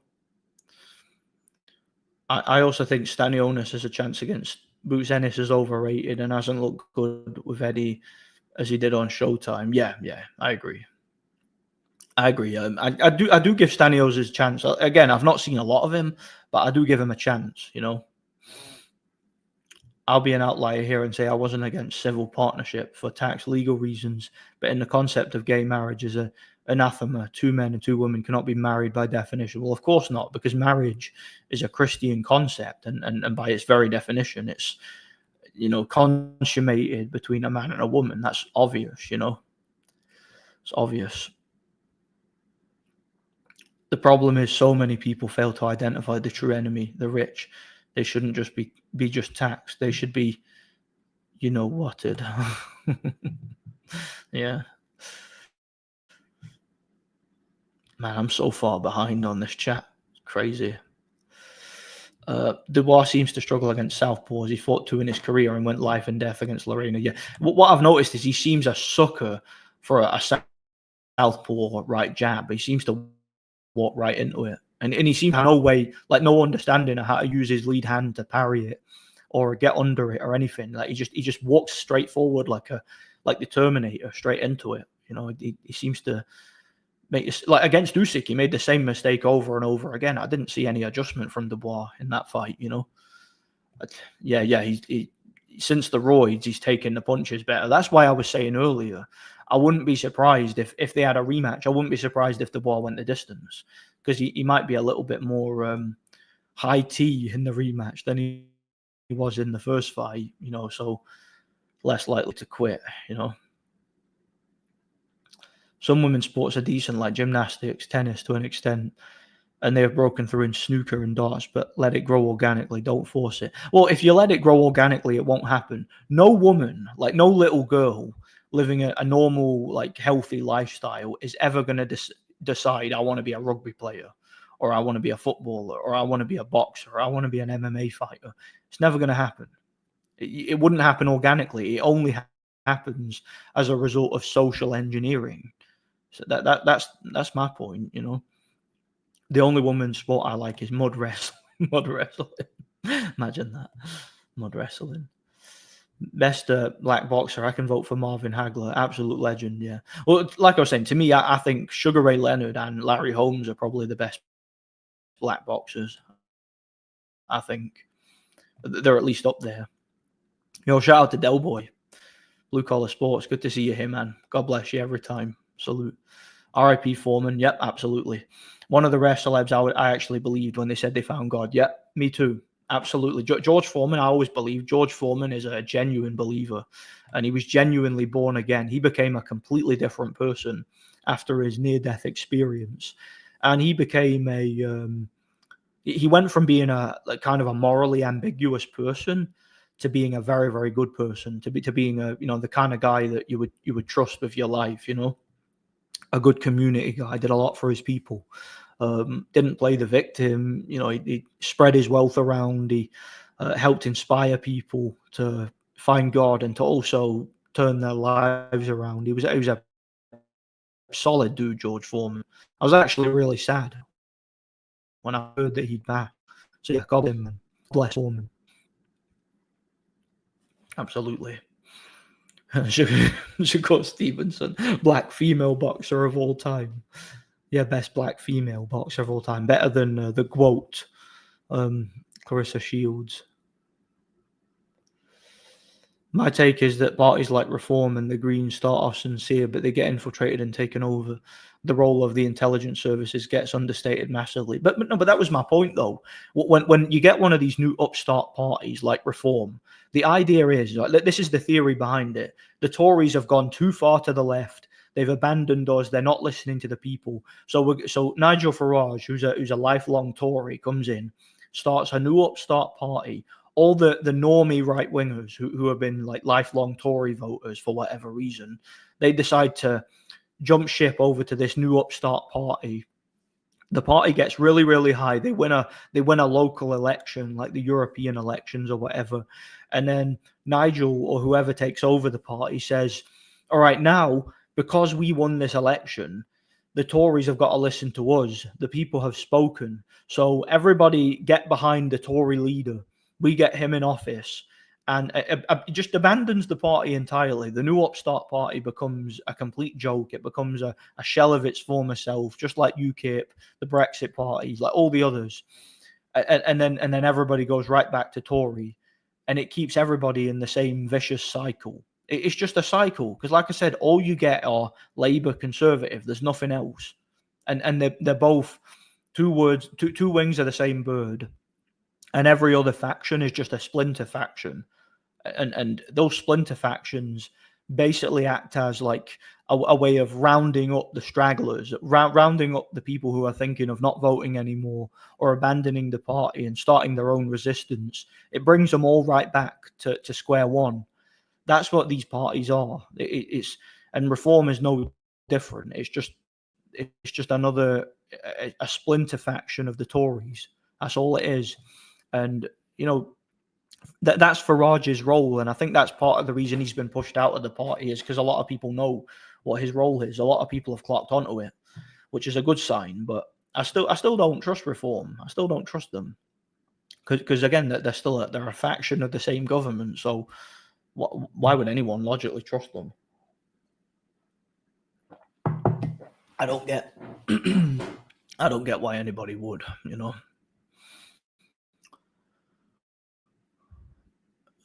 Is Stan Dubois still after you? Oh, you mean Dubois' dad? Yeah, probably. I could care less. Let him come, eh? No, the base community chased Stan out, and Dubois troll account trolled Stan too, man. yeah, that's quite funny. Fair enough point, but a woman could conceivably win the men's world snooker or darts championship one day. Didn't a woman get into the quarterfinals a few years back? I agree on sports like rugby. Oh yeah, well yeah, a sport like darts, like there's no athletic component to it, is it? It's all about coordination and accuracy. Even something like golf, to an extent. I know you do need to be quite strong to hit the ball hard, but if it's like it's mostly accuracy based, isn't it? So you could see women competing in that, but most women are not interested in that sort of thing, are they? It's more of a man's thing, just like most physical sports are. It's just, I think sports and competition is more of a man thing. Men are more competitive in that sense than women are. So that's bound to be the case. And will enjoy comforting his mistress Sky after her loss. Do I wonder if there's any truth to those rumors that Eddie Hearn is like romantically involved with some of these fighters. Like, because I've always thought it was kind of just a joke, but I actually wouldn't be surprised if there was some truth behind those rumors. I wouldn't be surprised at all. I'll get my glass here because I'm gonna have my juice.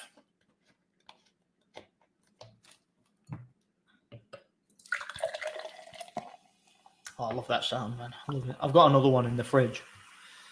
Also, Daz gave me that £2 to get another. Shout out to him. There we are. Oh, that's good. Oh. Tell you one thing, I'm so glad to rest today because I'm so bloody tired. All right. Where was I in the chat? Since when Usyk is this guy who can beat anyone and everyone in every era? He did not even beat 5 different styles at heavyweight. Let's see how he can handle Parker. Cabello then talk. Well, I think you're forgetting what he did at cruiserweight. He beat a few different styles there. All right, a guy like Marco Huck, who's come forward, aggressive, like rough, tough, dirty, hard man. A former long-time champion, a guy who has competed at heavyweight at a pretty high level. I think that was a very, very difficult guy to beat. And the way he beat him was particularly impressive. A guy like Murat Gassiev, who's more of a like stalker, come forward pressure fighter who throws like single, really powerful punches, more of a Triple G type. He beat that guy handily. Briadis, who's a little bit of a mixture between the two. Guy who can be rough and dirty, but can also box and can also has one-punch knockout power. Might even hit harder. Very explosive.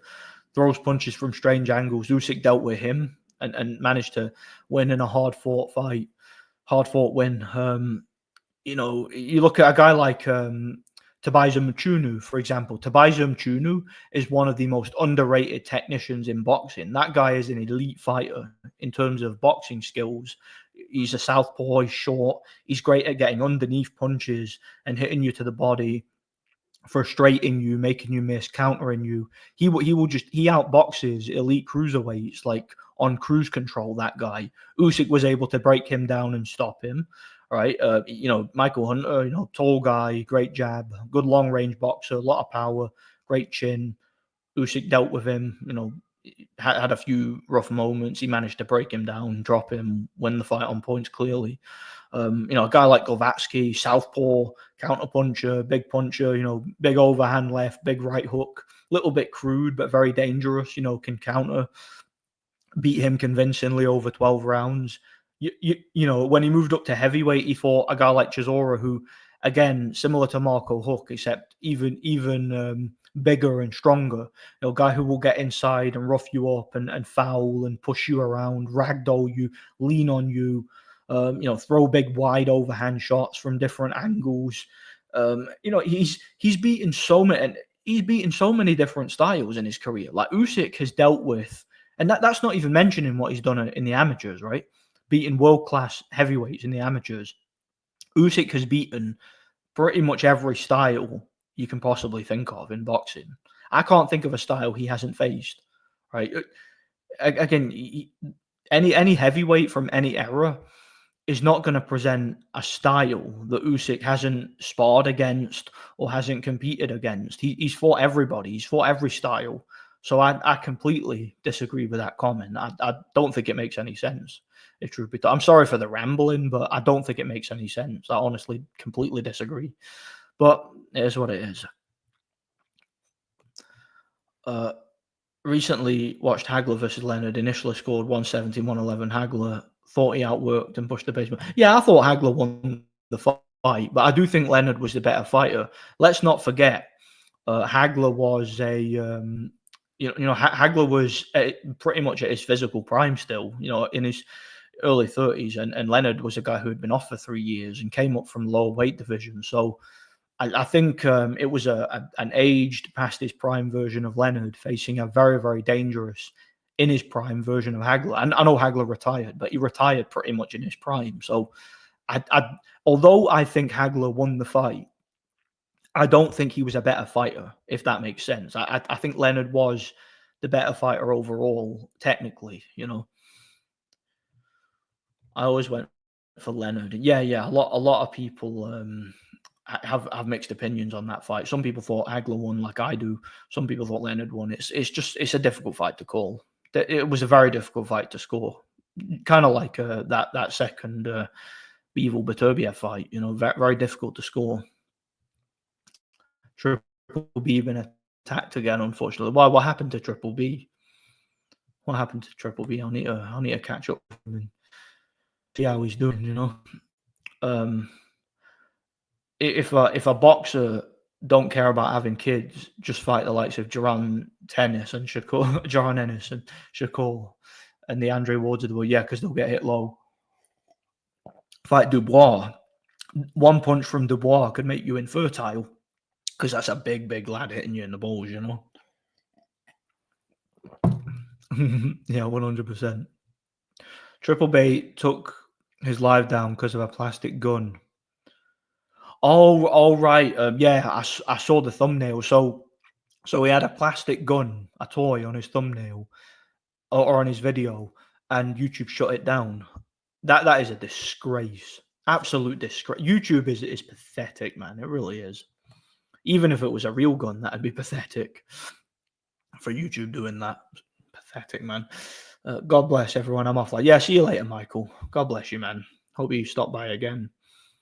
Maybe I was a bit unfair in Leonard, but I feel like to take a championship from a long reigning champion, you have to do more and not just throw flashy punches in a few spots. Yeah, I agree. I don't think Leonard won the fight. I thought Hagler won the fight.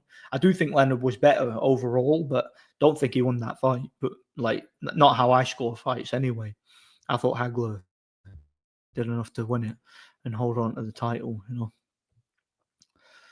I told you a few weeks ago that Hearn has been on dates with Sky. He was with her at a fight, and she posted a story dinner with him where he covered his wedding ring. Oh, really? I didn't know that. So there are some. You're saying that there could be some truth to that rumor. Is that what you? Yeah, it's interesting. Nordic joined the Black Eye Club. No. I was sparring last night. I sparred. I was talking about this earlier. I sparred. I've been training every day this week, and last night I sparred 6 rounds with a big heavyweight, and I got a bit set about. So yeah, I took too many punches. I had a bit of a macho streak where I was doing well, blocking, avoiding, but you know how it is. You get a little bit hyped up in there, and you take too many risks. I had a nosebleed and everything. My nose is swollen, and I've got a black eye because I took some big right hands. Got hit in the temple a few times. Yeah, I got hit too much. We're having a rematch though next week, or we should be. I asked for a rematch next week, so I'll tell you how that goes. He's going to be kicking it with Turkey next week night. Mate, I wish I'd make a lot of money if Turkey could contact me. I'll get a job hyping up all these events. One of the reasons Dubois struggles against southpaws is that he heavily relies on his jab to get his work off, and southpaws can take away his jab. Yeah, like I was saying before, Dubois doesn't know how to deal with a southpaw jab. Like when he fought Usyk found out by the mid part of the first round. All he had to do was pump out the right jab. He didn't even need to set it up with feint or anything. He could just walk forward and pump it out, and Dubois would just walk into it. Like he was coming forward like that the whole time and pawing with his own jab, but with no lead hand control. He couldn't land his own jab. So Usyk was just pumping it out and then putting the straight left behind it easily. And Dubois had no defense. He had no way of avoiding it. So technically, that fight was a mismatch, like from a technical point of view, you know. And the southpaw stance definitely had a lot to do with it. Jaya Pataya should fight someone like Michael Hunter in his career. Do you know that would be like if he moves up to heavyweight? Because I don't think Hunter's going to move down. If he moves up to heavyweight, that'd be a great fight. Very, very good one. Hunter's past his prime, but it's still dangerous, still tough. So it'll be interesting. Evening, brother. Yeah, how's it going, your old dad? Who gave you the shiner? Why for spar? Now it was a spar. 6 rounds of sparring last night with a guy who weighed over 230 pounds. So yeah, it was a tough one. I'll tell you that. If they're gonna spoon feed him, I think that guy is a Usyk hater who put that comment. It could be, or maybe he just doesn't know.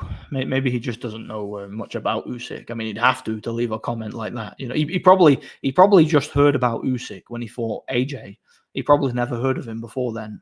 That's all I can assume. Because if you followed Usyk's amateur career, or if you followed his cruiserweight career, you would know he's fought pretty much every style in boxing that you could think of. You know.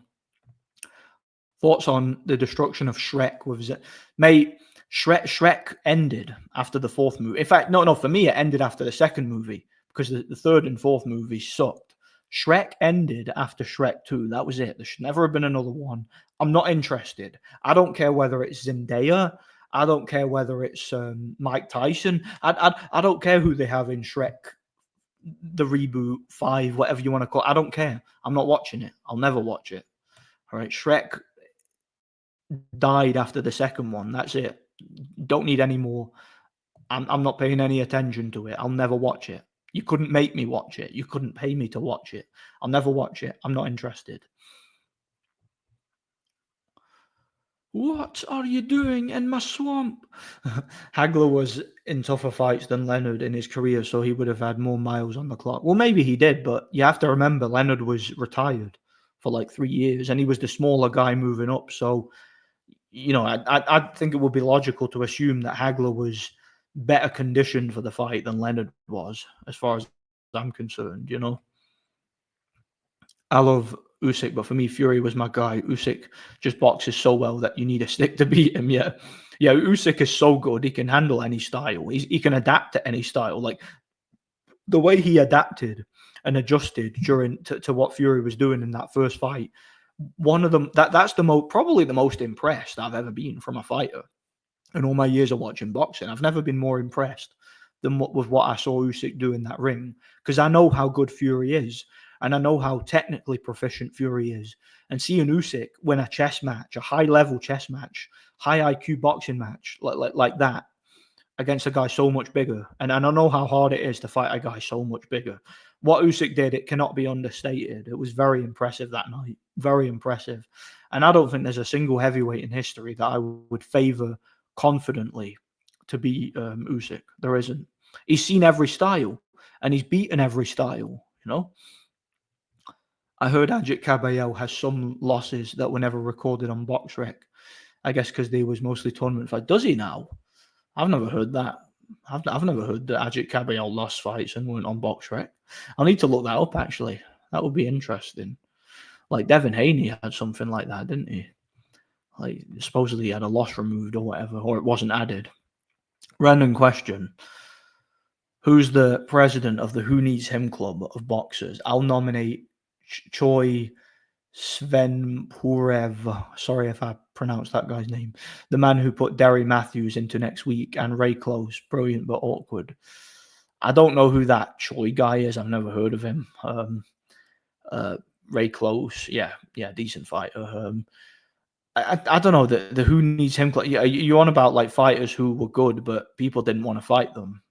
I guess you could put someone like Martin Bakole in that club. No one wanted to fight him. You know, that was why he was so desperate to take that fight with Parker, because no one was like after that Jared Anderson fight, no one was in a rush to fight him. He was going to go back to square one as being just a career sparring partner. So it seemed to me like he was in that Who Needs Him club because he's so much more dangerous than his record would suggest. So he was kind of pressured into taking that one at short notice. So I put him up there, you know. And I mean, even Caballero, like a couple of years ago, you could have put him up there because he was a dangerous contender who, you know, wasn't that well known. So why would he fight, you know? Or why would anyone fight him? Is what I'm saying. That sounded like me had not had a scored fight in 10 years, but sparred thousands of rounds against all sorts, been battered lots. Just loved it. Say, mate, it's addictive, mate. I was in there like last night. I wasn't allowed to film it. You know, some boxing gyms are like they're a bit weird like that. They kind of because guys have got fights coming up, they don't want like footage being out there of the sparring. So like, but from what I remember of it, like the first round, I was like boxing well, I had my guard up, I was blocking shots, I was moving to my right to avoid the guy's jab because he was orthodox, and I was just kind of like sticking to the body. I did all right. Second round, again, picked up the pace a bit. It was all right. I felt comfortable. I tried backing him up a bit, but third round, I got hit to the temple with a big right hand. I remember because I was like kind of blocking his straight shots, and he sort of feinted like he was going to throw a straight punch, but he threw like an overhand right, like looped it, and it caught me in the temple, and it kind of discombobulated me a bit. And I kind of went into, I sort of reverted to type. I had that macho streak where sort of I just like shelled up behind my guard and pushed forward and stood right in front of him, and he just starts pummeling me with hooks, uppercuts, like hitting me around the guard, everything, and I took a bit of a pasting. Round four, I barely threw a punch. I was just blocking because he was starting to really come on strong. A lot bigger than me, this guy, a lot bigger, lot physically stronger, and like he was like setting about me in like the fourth and fifth round. Then in the last round, in the sixth round, I kind of just went for it, and I got caught with a left hook to the nose. I saw he threw a left hook. I saw it. I pulled back and it skimmed my nose and it busted, and I was like bleeding profusely. But even though I was bleeding profusely, I just stood in front of this guy and was like like having a tear up and soaking up punches on my arms and all that. And but I enjoyed every minute of it. It's one of them. Like there's something about sparring. I think there's certain types of people. Some people are a little bit crazy. So it's like you get hit and it's like it hurts, but it's a good kind of pain, if that makes sense. Like it hurts, but it excites you. And it's like come on, let's have it again. Let's have more. You want to keep going. Like at the end of the sixth round, when it was over, I wanted to keep going. I would have sparred another 6 rounds. Like I honestly would have. It's one of them. It's so some people just have the, and that's why I love sparring. Like every boxing gym I went to, or every boxing gym I've ever gone to, like I've always like been very eager to spar. Like I spar anybody, and it's that situation where it's like it's just addictive. It's I don't even know how else to describe it. It's addictive. It is. I sparred precisely, or I tried sparring precisely once, got smacked around by a cruiser. I was a light heavyweight and thought I'd stick to training, not for everybody. Yeah, like I was saying, it depends on your personality type. Some people are a bit crazy like me. Like I'm just, I don't know. Like other people, they get hit on the chin, they don't like it, and they thought, look, this for me, I'm built this. So you know, they just give up on it, and you know, because some people like going to the boxing gym, and they like, you know, they like the pump that they get from, you know, it's like going to the gym, lifting weights, hitting the bag and all that. You know, running a treadmill, doing circuits, you get a pump from it. It makes you feel good. It's good for your mental health. But some people, when it comes to conflict, when it comes to getting in the ring and competing, that competitive streak just goes immediately, and they just don't like it. They don't. But like other people have the mentality to deal with it, you know. Shrek 2 was oh yeah, Shrek 2 was amazing. See, I do prefer the first film slightly, but that could just be a nostalgia thing. I do think the second one might have been slightly more well written. And yeah, the Shrek movies, the first two are amazing. I love those movies. I think and I find them weirdly like weirdly relatable. Um, I'll let you figure out why, but yeah, I really like those movies. I do. I enjoy the Shrek movies. I think they're amazing. Shrek was at its best when Wayne Rooney played. Yeah, Wayne Rooney does look like Shrek. He does, doesn't he? Oh, that was funny, man. Have you played the older Mad Max games on PS2? The game mechanics are far than are better than modern day shooting. I've never played them. No, I know there was a Mad Max game in the on the Xbox One. I never played that either. I think that one was like an open world game, kind of like Rage. But I never played the old shooters. No, but maybe one day I'll check them out. Um, I'm actually my next review is probably going to be for the Spyro or the Legend of Spyro games, which was the Spyro trilogy that came out in the sixth generation. I'm thinking of playing them. Ray Close was a decorated amateur, beat Nardiello for the he was good. Beat Nardiello for the European title and got a draw against Eubank, lost a rematch on a split decision, And he should have beaten Eubank. Like I think that fight was controversial. Like, I've not actually watched it, but from what I've heard, most people thought Ray Close in the first fight anyway clearly beat Eubank. Like Eubank actually did have a few controversial decisions. Yeah, Ray Close was good, underrated. Nordic has a Frotch type of chin. Yeah, I must have. I must have. I mean, the guy was a big puncher, man. Like, I must have. Yeah, it's too good for my own good, I guess. Choi lost a 12 rounder on points in his second fight. Came in a late replacement. Steve Foster Jr. pulled out of the Matthews rematch, then beat up Matthews for 5 rounds. It was scary. Yeah, I didn't watch that, so I didn't know. I didn't even know who that guy was. I'll need to watch it. I'll see if the fight's on YouTube. I know Derry Matthews had some good fights. Like he was in some entertaining fights. I remember when he beat Anthony Crawler in a big upset when he stopped him. Do you remember that? That was crazy. I remember that. The only heavyweight I see who has the best chance to beat Usyk is Lennox. But even then, I think Usyk would win. I agree. Lennox is a guy you'd have to give a chance against anybody because of his size, strength, power, and how great he was at using his lead hand to set up an opening for his right uppercut. Like that would have been a dangerous fight for Usyk. But I do think Usyk would have outboxed him. Probably won on points. I don't think it'd have stopped Lennox, but I think he would have won on points in a very difficult competitive fight. He would have had to survive a scare early on, just like he did against Fury. And I think he would come back and probably win on points. Nordic, may I ask your age? I'm interested because you recently took back up boxing. I'm 31. I just turned 31 this month. So yeah, I'm a late start with boxing. I know I did box when I was younger, but I didn't take it serious. So I don't even count that at this point because I was so when I was a kid, I just did not. I'd go to the gym, I'd spar, I'd hit the bag, but I didn't care about like the technical side of it and all that stuff. I'm just I was just foolish. But see now, I'm taking boxing serious. I'm training full time and I'm dedicated to try and compete. But whether or not it happens is neither here nor there. Hopefully it happens. But yeah, I'm 31 at the moment. To answer your question, you have that bonkers thing, and normally like me would never got hurt and decided never again. Yeah, it's for a lot of people. It's not for everyone.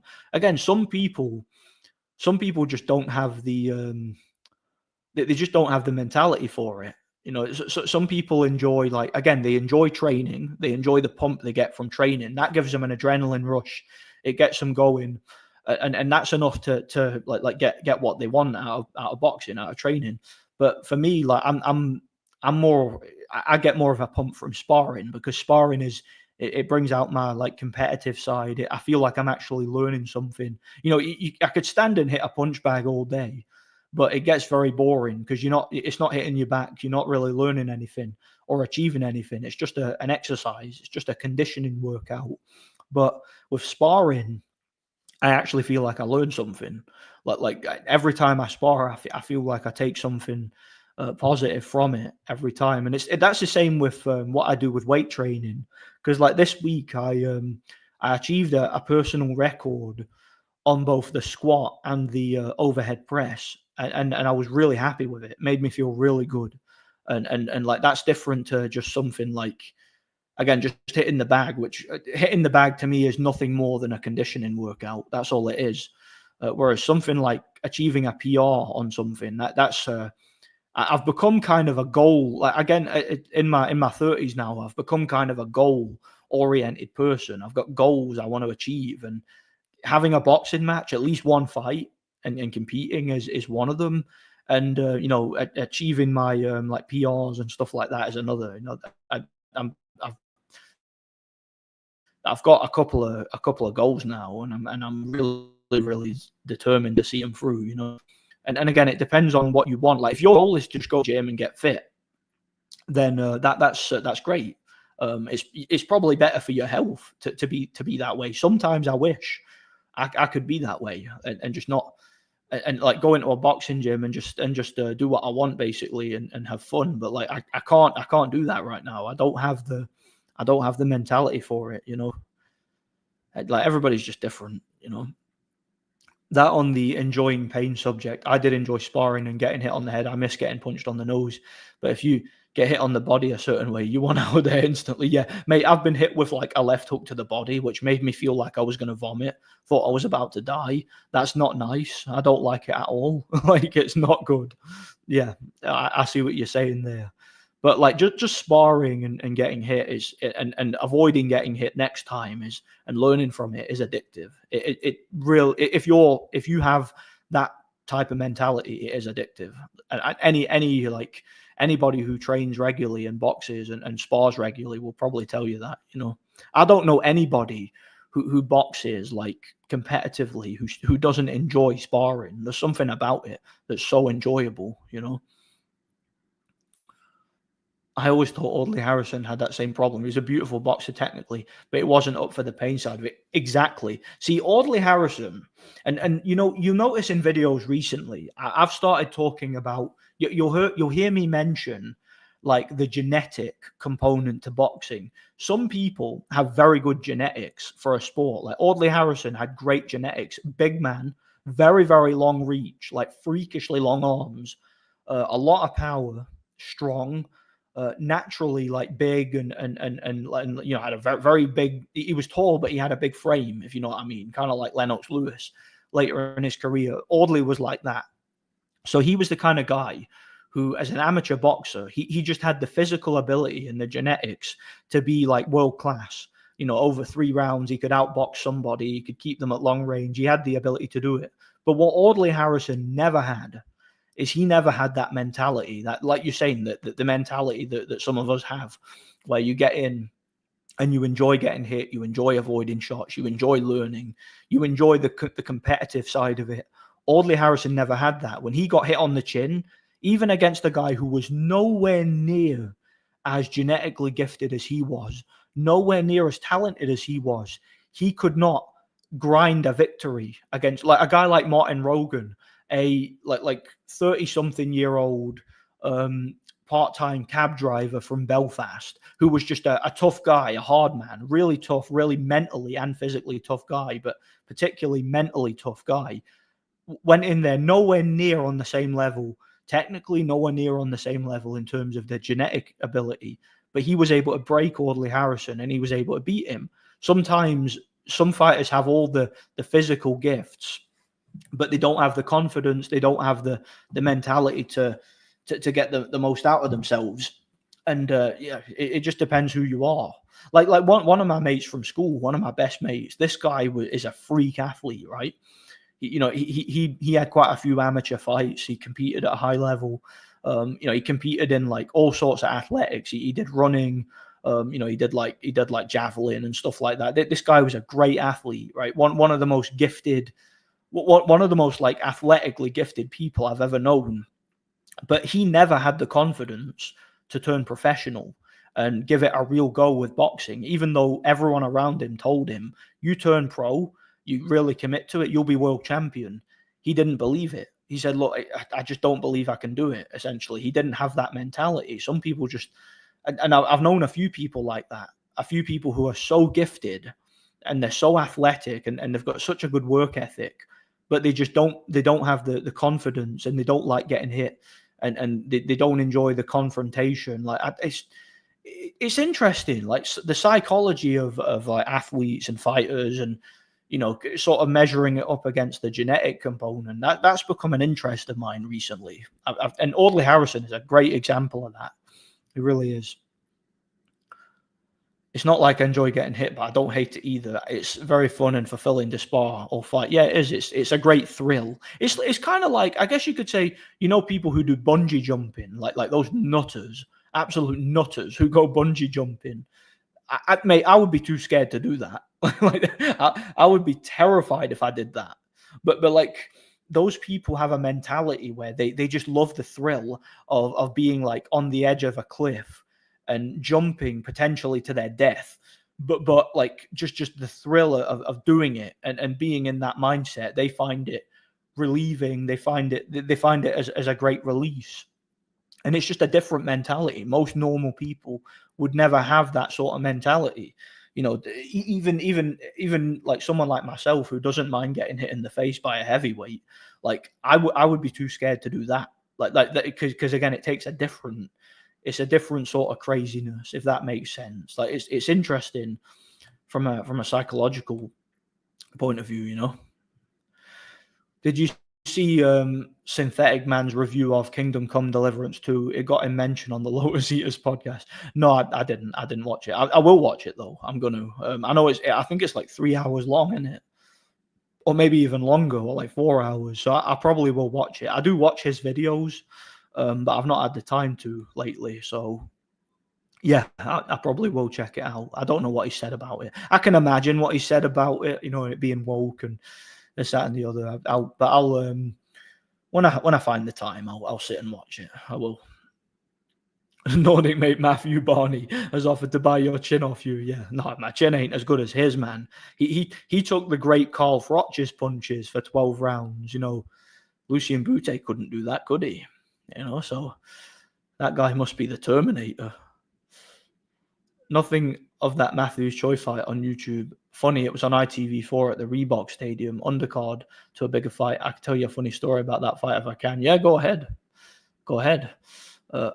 Choi came to the ring wearing a Mongol warrior helmet, and my brother, who doesn't watch boxing, said, "That guy's scary. He's going to win.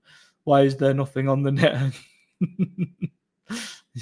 Yeah. So like your brother saw him with the helmet and thought he looks intimidating. He's going to kick his ass. And it turned out to be true. It turned out he actually did win. Yeah, that's impressive. Yeah, I wonder why that fight's not online. I'll have a look and see if I can find it on some dodgy website. Maybe I'll upload it. Because sometimes they sell like boxing DVDs of like old broadcasts. You can find them on dodgy websites and all that. I've got a few of them. Any games you're excited for? Doom the Dark Ages could be pretty fun. There's no like modern games I'm excited for. I tend to just play old games, like retro games. That's just my interest, But I'll have a look and see what's coming up, like what's being released, and if anything tickles my fancy, I'll maybe check it out. I enjoyed it too much. Do you lie in your bed knowing you have to be asleep early, but you can't sleep because you're reliving your sparring session? If you did, then I did. Yeah, last night I was up very late last night thinking about it. I couldn't stop thinking about it. I couldn't stop thinking about the mistakes I made, the things I did wrong, the things I did well that I should have done more. I was like going over it in my head, and that's just why I wish I could have filmed it.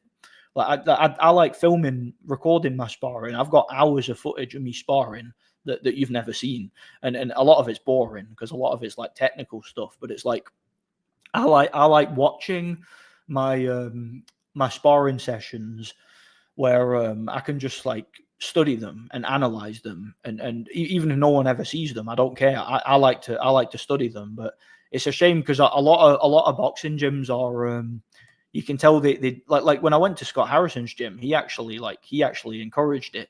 He encouraged you to record it so you can observe it afterwards and learn from it. But a lot of boxing gyms don't like it. They don't like when you spar or when you film the sparring. It just because they don't want footage out there and all that. But there's on that subject, like because I was talking about how I like to spar tall guys. And it doesn't always work out, but like how I do prefer to spar tall guys. I've got a video which I didn't upload here because it's kind of boring and it's kind of like weird to watch. But like, do you remember the footage, the clip I uploaded? I uploaded a short clip, and it was when I nearly got dropped by that lightweight. Yeah, well, I sparred with that guy a few times. This guy was about 9 stone. He was a lightweight, that little guy that nearly dropped me. Well, the story behind that is that guy was basically, he could not control himself in sparring. And he nearly knocked out a girl. He was sparring with a girl, just going light, and he nearly took her head off. It was scary. Like she actually squealed after getting hit. Like I couldn't believe it. But like basically, when I was asked to spar with him, because he was supposed to be fighting in some tournament, and basically the coach said to me, obviously, like because of the size difference, I'm like several stone heavier. This is back when I was still fat. Like this was like 2023 or something like that. I was still fat, right? And the coach said to me, he was like, spar with this guy, but obviously don't actually hit him. Watch the power, be careful. Just like just like go at like 20%, whatever. Yeah, just light spar. So I go in the ring with this guy, and if I show you the video, you'll see what I'm talking about, right? I'm like just fainting and just like parrying and like just not actually hitting him. I'm throwing to the side of his head, kind of like Canelo's opponents do. But this guy is swinging. I'm talking swinging for like trying to take my head off. Even when he throws a jab, it's like he's like trying to drive the jab through my guard, and he's like swinging overhand rights at my head, literally trying to knock me out cold, like with every punch. And I could not, and I'm kind of like laughing because I'm making him miss, and because I'm so much taller, I'm like leaning back, I'm slipping, I'm like just like parrying with my shoulder, I'm making him miss everything, but I'm not throwing anything like with power. That's I like to rewatch that sometimes. Like the video, I've got it on an archive channel somewhere, but it's like maybe I'll upload it one day because it's quite funny. But yeah, this little guy, he's like swinging for me, trying to take me out with every punch, and he's the same guy who nearly dropped me that time when I just walked onto his right hand. This was actually a different session. Like it was funny though. That's one of the weirdest like sparring experiences I've ever had. Where I'm sparring a lightweight, a guy who's so small, and I'm scared. I'm like more scared of hitting him, like and hurting him because he's supposed to be fighting and that than I am of getting hurt myself. And I ended up that one time. I ended up just walking onto that right hand and nearly getting dropped because of it. But it's like I feel. My point is, I feel more comfortable. Like you see when I'm sparring someone bigger and taller, someone who's like my height, my size, or someone taller than me and heavier than me, I feel more comfortable in that because I don't have to be as careful. I can like put more on my punches and I can perform a little bit better and I can be a bit more aggressive, this, that, and the other. Like I prefer that situation to the opposite. Like I could never like if I'm sparring a guy smaller than me who's like way lighter, I could never like go in and set about them. I just would feel horrible. I'd feel like a bully. I'd feel horrible if I did that. But if I'm sparring someone bigger than me and taller than me, I feel like I can actually learn something and actually do something in the spar and compete. So yeah, like that's the thing. Like every time I spar, like you were saying there, I can't stop thinking about it for that whole night afterwards, and I can't stop going over it in my head. And again, I like to record it so I can watch it and study it. It's a shame that that can't always be done. I think would destroy the featherweight division champions. I think the hardest fight for Inoue will be Espinoza, who kind of reminds me of Fundora, a big guy who relies heavily on his size. Yeah, Espinoza's tall, so he might be able to, because we don't really know how Inoue would do against someone with a massive height advantage. He has fought taller guys like McDonald, for example. Jamie McDonald, he was a lot taller, but Jamie McDonald was not a very good fighter. He was quite chinny. He didn't go into that fight with a lot of confidence, but someone who, like Espinoza, who knows how to use his height and who's closer to his prime, that guy would be a much more interesting challenge, I think, for someone like Inoue, because again, that's just one of the things we've not seen Inoue deal with at like elite level. We've not seen him deal with like an elite fighter with a big height advantage. So be interesting to see. And plus, they'll be a bit heavier at featherweight too. Seen that Muslim guy on YouTube who refused to go pro and used his religion as an excuse. No, who's that? I don't know. I don't know who that is. Yo, Lee Talks Boxing. How you doing, man? Yeah, it's been a while. Yeah, God bless you. How you been? Yeah, I've not seen you in ages. I've been missing you. I was wondering how you were. Yeah, God bless you, man. After feeling, after sparring, you feel so relaxed, but after winning the nationals, you feel like a lot. Yeah, I can imagine. I can imagine how you'd feel after winning something. I can imagine. I've never won anything, so don't know how it feels.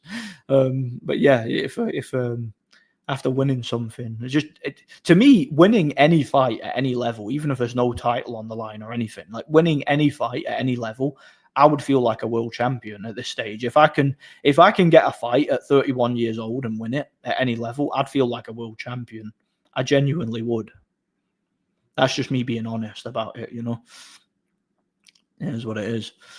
Have you seen this new project called Fight Night Forever, which is a remake of Fight Night Champion with nowadays fighters replacing old? Looks good. Never heard of it. What is it like? Is it a fan made game? Is it like a mod?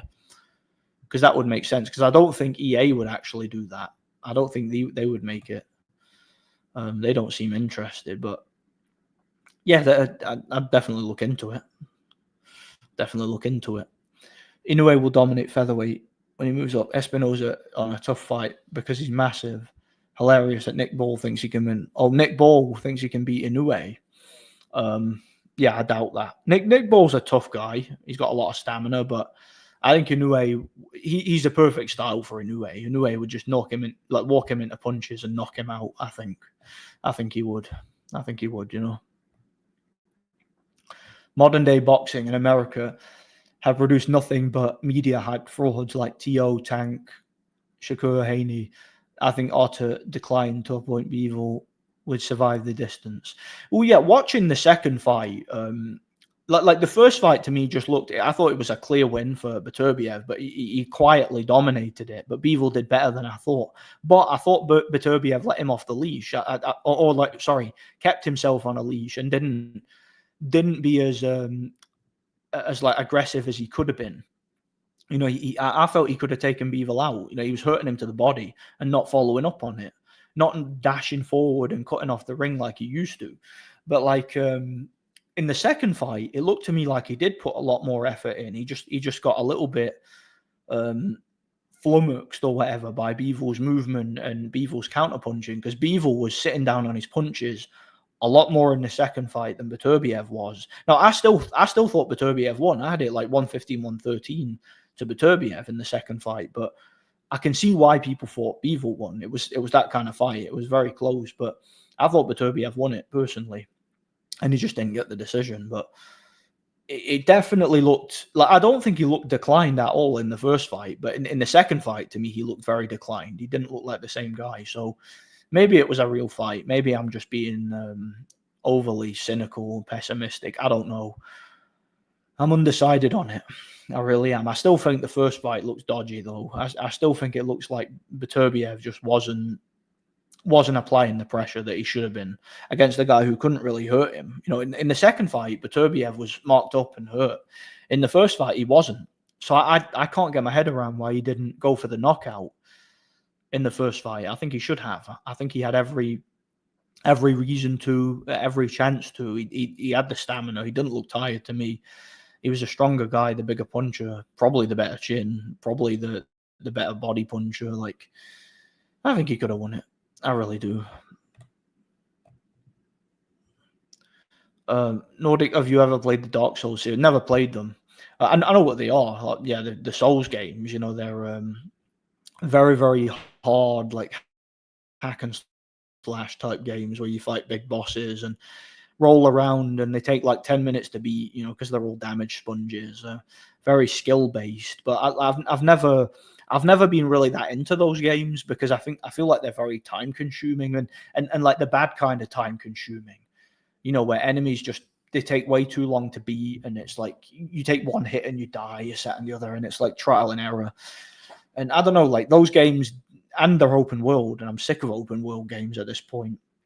I just think those games would kind of, I wouldn't have the time to really dedicate to those games nowadays, you know. So I've always kind of avoided them, if truth be told. But I know what they are, yeah. That Matthew Barney fight was hilarious. He did make Froch look like a clown, even though he lost. Froch was swinging for the fences. I an old Ricky Hatton by the end. Froch was tough but limited. Yeah, Froch was definitely very overrated. Another fighter with a lot of circumstantial success. Like I don't think he was anywhere near as good as advertised. Say he was domestic level, who became world champion mostly due to corruption and a great deal of luck, Not too bad. Channel was basically crippled due to loads of copyright issues. I did win my first amateur kickboxing fight, though. I'm 1-1. Oh, brilliant. Glad to hear it. Yeah, glad you're doing well. I hope you can keep that up. Yeah, that would be great. I'd love to try kickboxing. Yeah. What was your experience of your fights then? What were they like? Like, were they competitive? Did you win easily? Like, what was it like? And, like, have you been doing kickboxing for a while as well? Do you remember when Froch fought a Polish guy on a Junior Witter undercard, possibly the Bradley fight? He kept launching bombs at Fresh, and the pole pulled out after Foreman. Yeah, I think I did. I think I did see that. Yeah, the guy just quit for no reason. Wonder why, eh? Wonder why. Wonder why he quit. Brown paper package, perhaps. That could be why he quit. I remember that night as Louise was trying to get into my pants that night. And I explained to her that I was watching Witter versus Bradley. Sorry, love. Yeah, it's more important.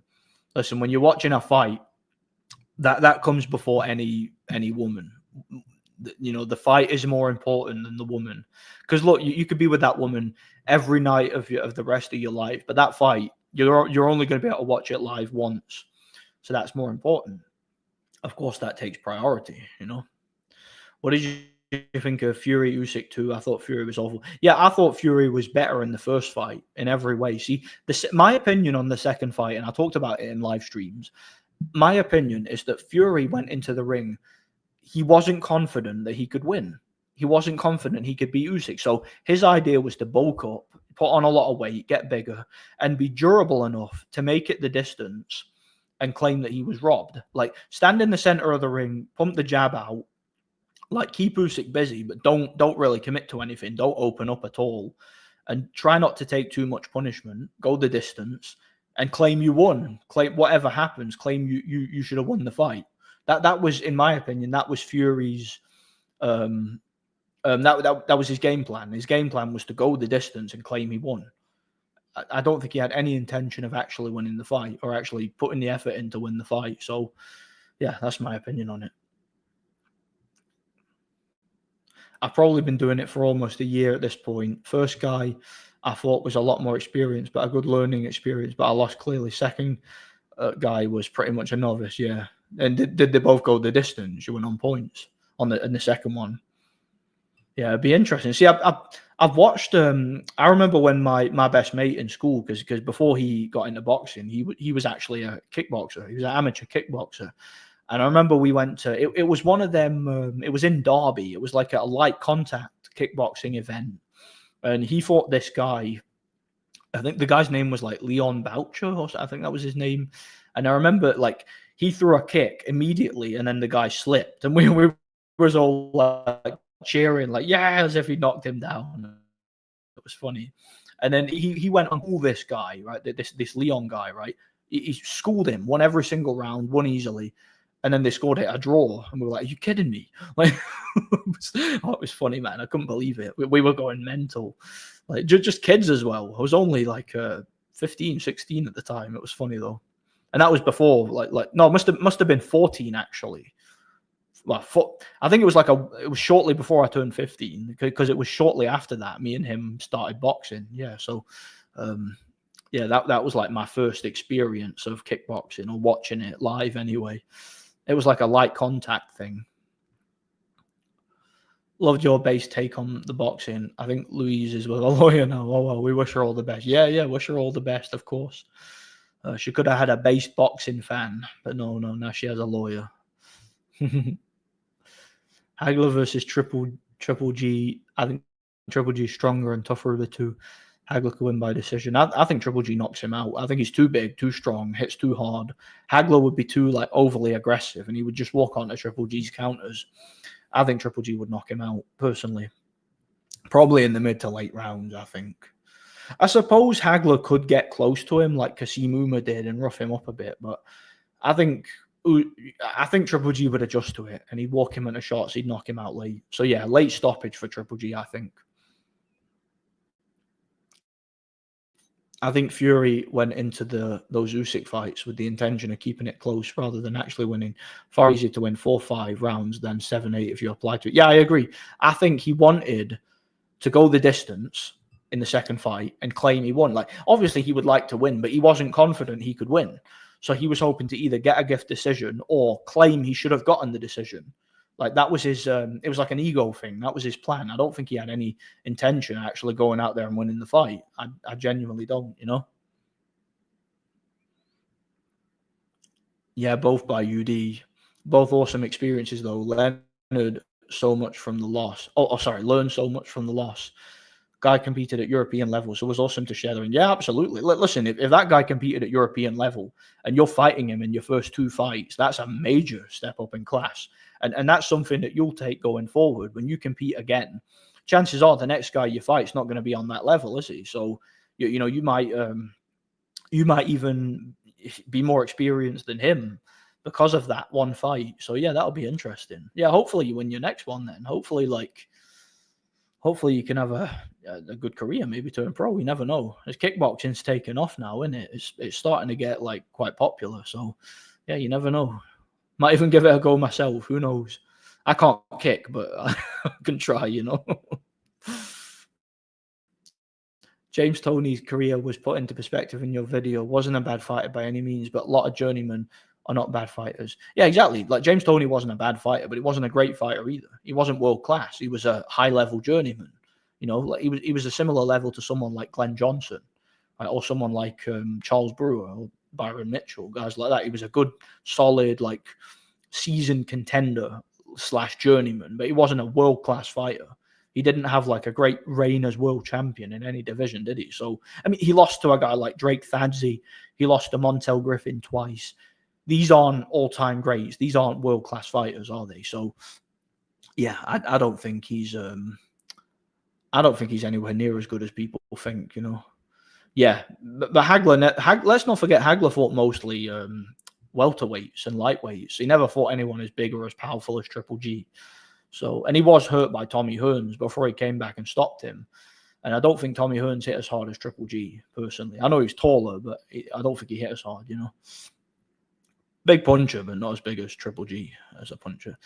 Being serious, you've helped me rethink my politics. Trouble with the alt-right is full of idiots. Helped me realize culture and tradition matter. Yeah, absolutely. Yeah, and I appreciate that. Like, look, culture, tradition, and history, all this stuff is very important. It's more important than we often state, you know. Hey Nordic and everyone. Yeah, how you doing, man? God bless you. Thoughts on Ray Robinson? Yeah, Ray Robinson was a great fighter for his time, for sure. I do think he's a bit overrated, but for his time, he was one of the best. Like, crazy athlete, you know, fast, power in both hands, competed from like lightweight through to light heavyweight, and you know, had a high knockout percentage for the time. You know, beat world-class guys like Jake LaMotta multiple times, you know, at a weight that was higher than when he was at his prime, which I think was welterweight. You know, to do what he did at welterweight, which I think was his prime, to then beat world-class guys at middleweight was impressive. He was a great athlete. Technically, I think he was flawed and limited, though. I don't think he was as technically good as people say. Like, people say he was the perfect fighter. No, he had a lot of flaws. He made a lot of mistakes, but he was definitely a great fighter for the time. Possibly the best fighter of his era, I'd say. Problem with engaging with the conventional alt-right is that you tend to be dealing with logically inconsistent and emotionally stunted people for whatever reason.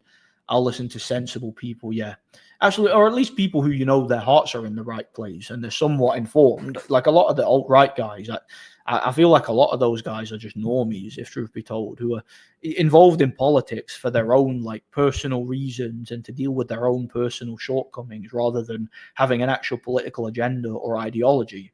You guys know I have an ideology, I have a belief system, and I'm very, very strict with that, and it will never change. It's objective. It's not subjective to me. It's objective.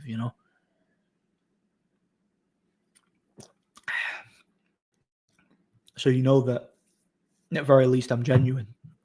It's funny because I used to like boxing more than kickboxing, but now it's the opposite. So many entertaining fights in kickboxing. The pace is crazy over 3 rounds. Oh yeah, every kickboxing fight I've ever watched has been banging. Like they don't show it on TV a lot, but when they do show it, it's very impressive. Like it's very entertaining. Especially some of these Thai fighters, man. These guys kick like crazy. It's very impressive.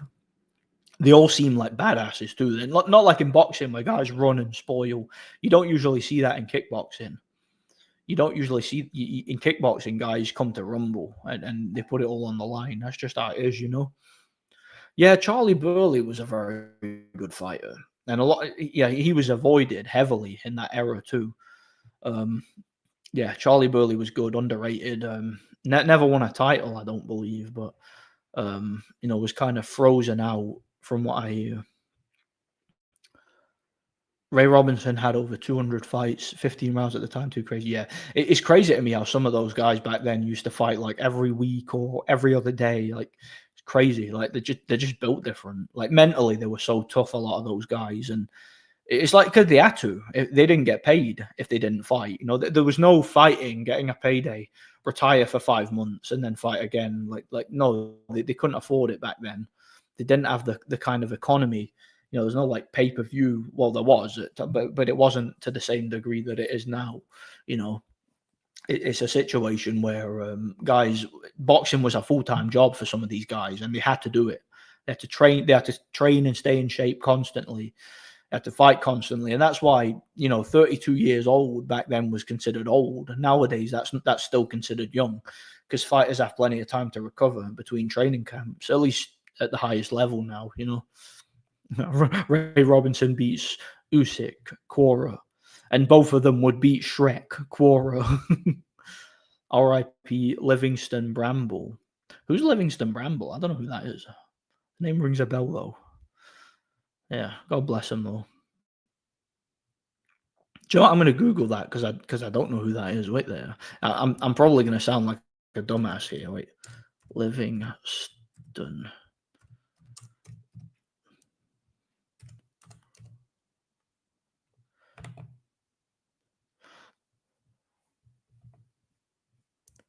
Oh, it's a former professional. See, I've never.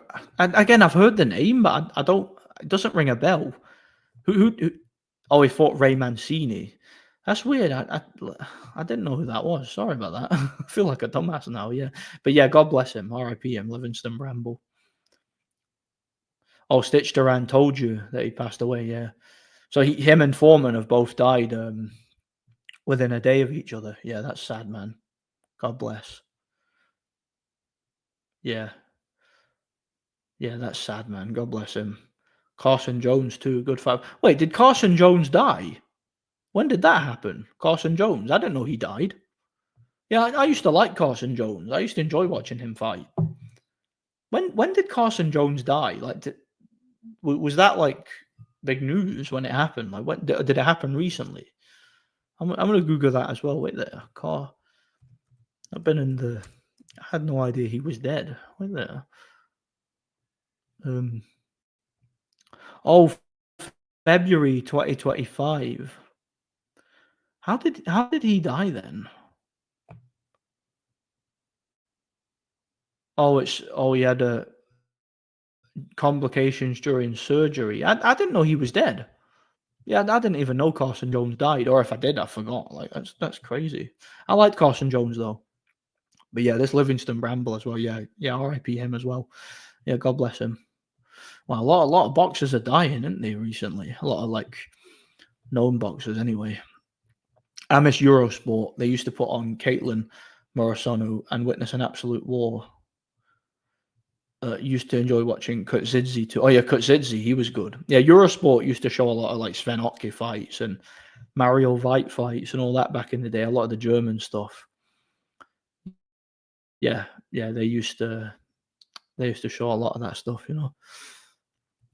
Good point. That's mostly the reason top fighters only fight once, twice a year, because there's enough money for just one fight. Look at Usyk, Mayweather. They sometimes only fought once a year. Yeah, because they can afford to. If you're making like millions for a fight, you can afford to pay the bills for 5 months, before fighting again, or for a year in a lot of cases. That's the good thing about being like a world champion who sells a lot of tickets. You don't have to fight very often.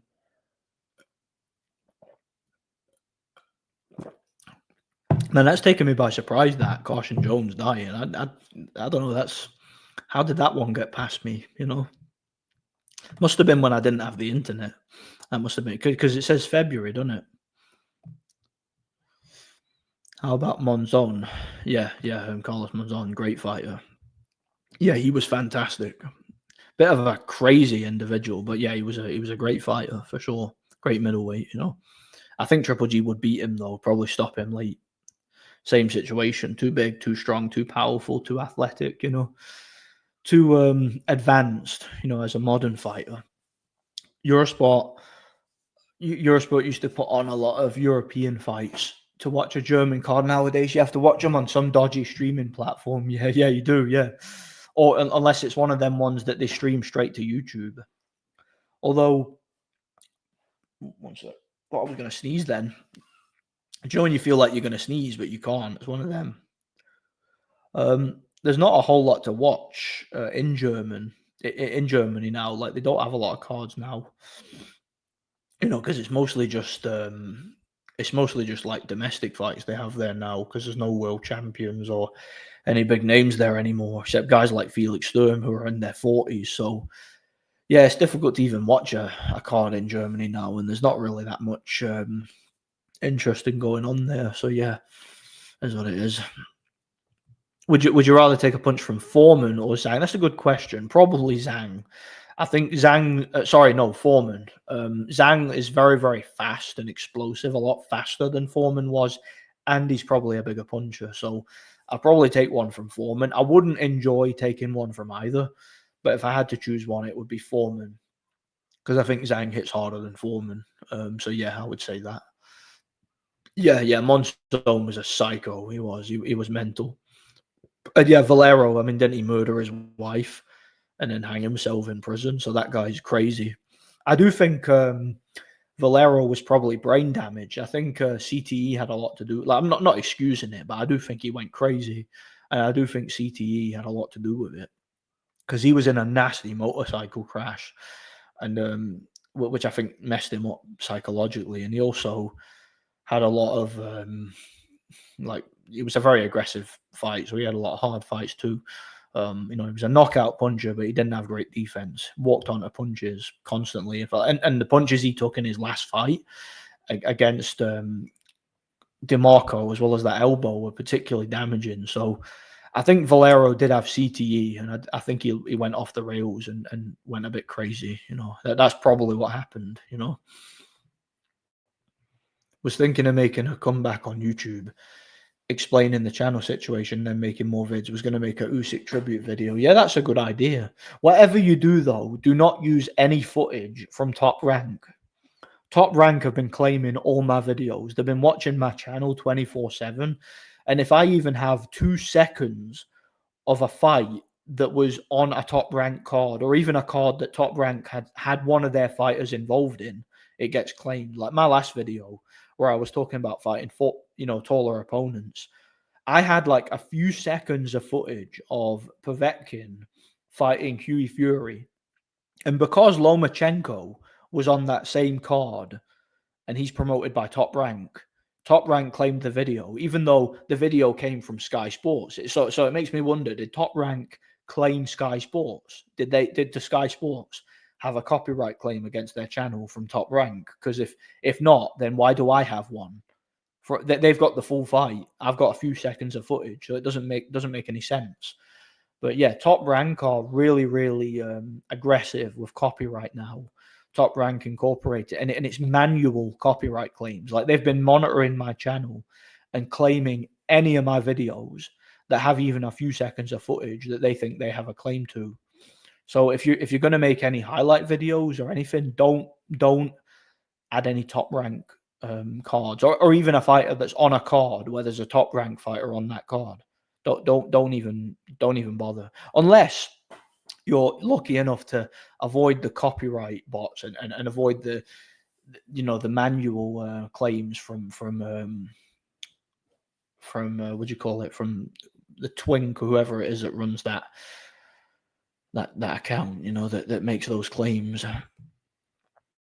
To me, Usyk's win over Fury is one of the best wins in boxing history. I never expected him to beat Fury in that fashion, or even beat him, to be honest. Yeah, I agree. I didn't think he'd beat Fury. And I definitely didn't think he'd be able to get hurt by Fury, lose rounds, and then come back and beat his ass and win clearly.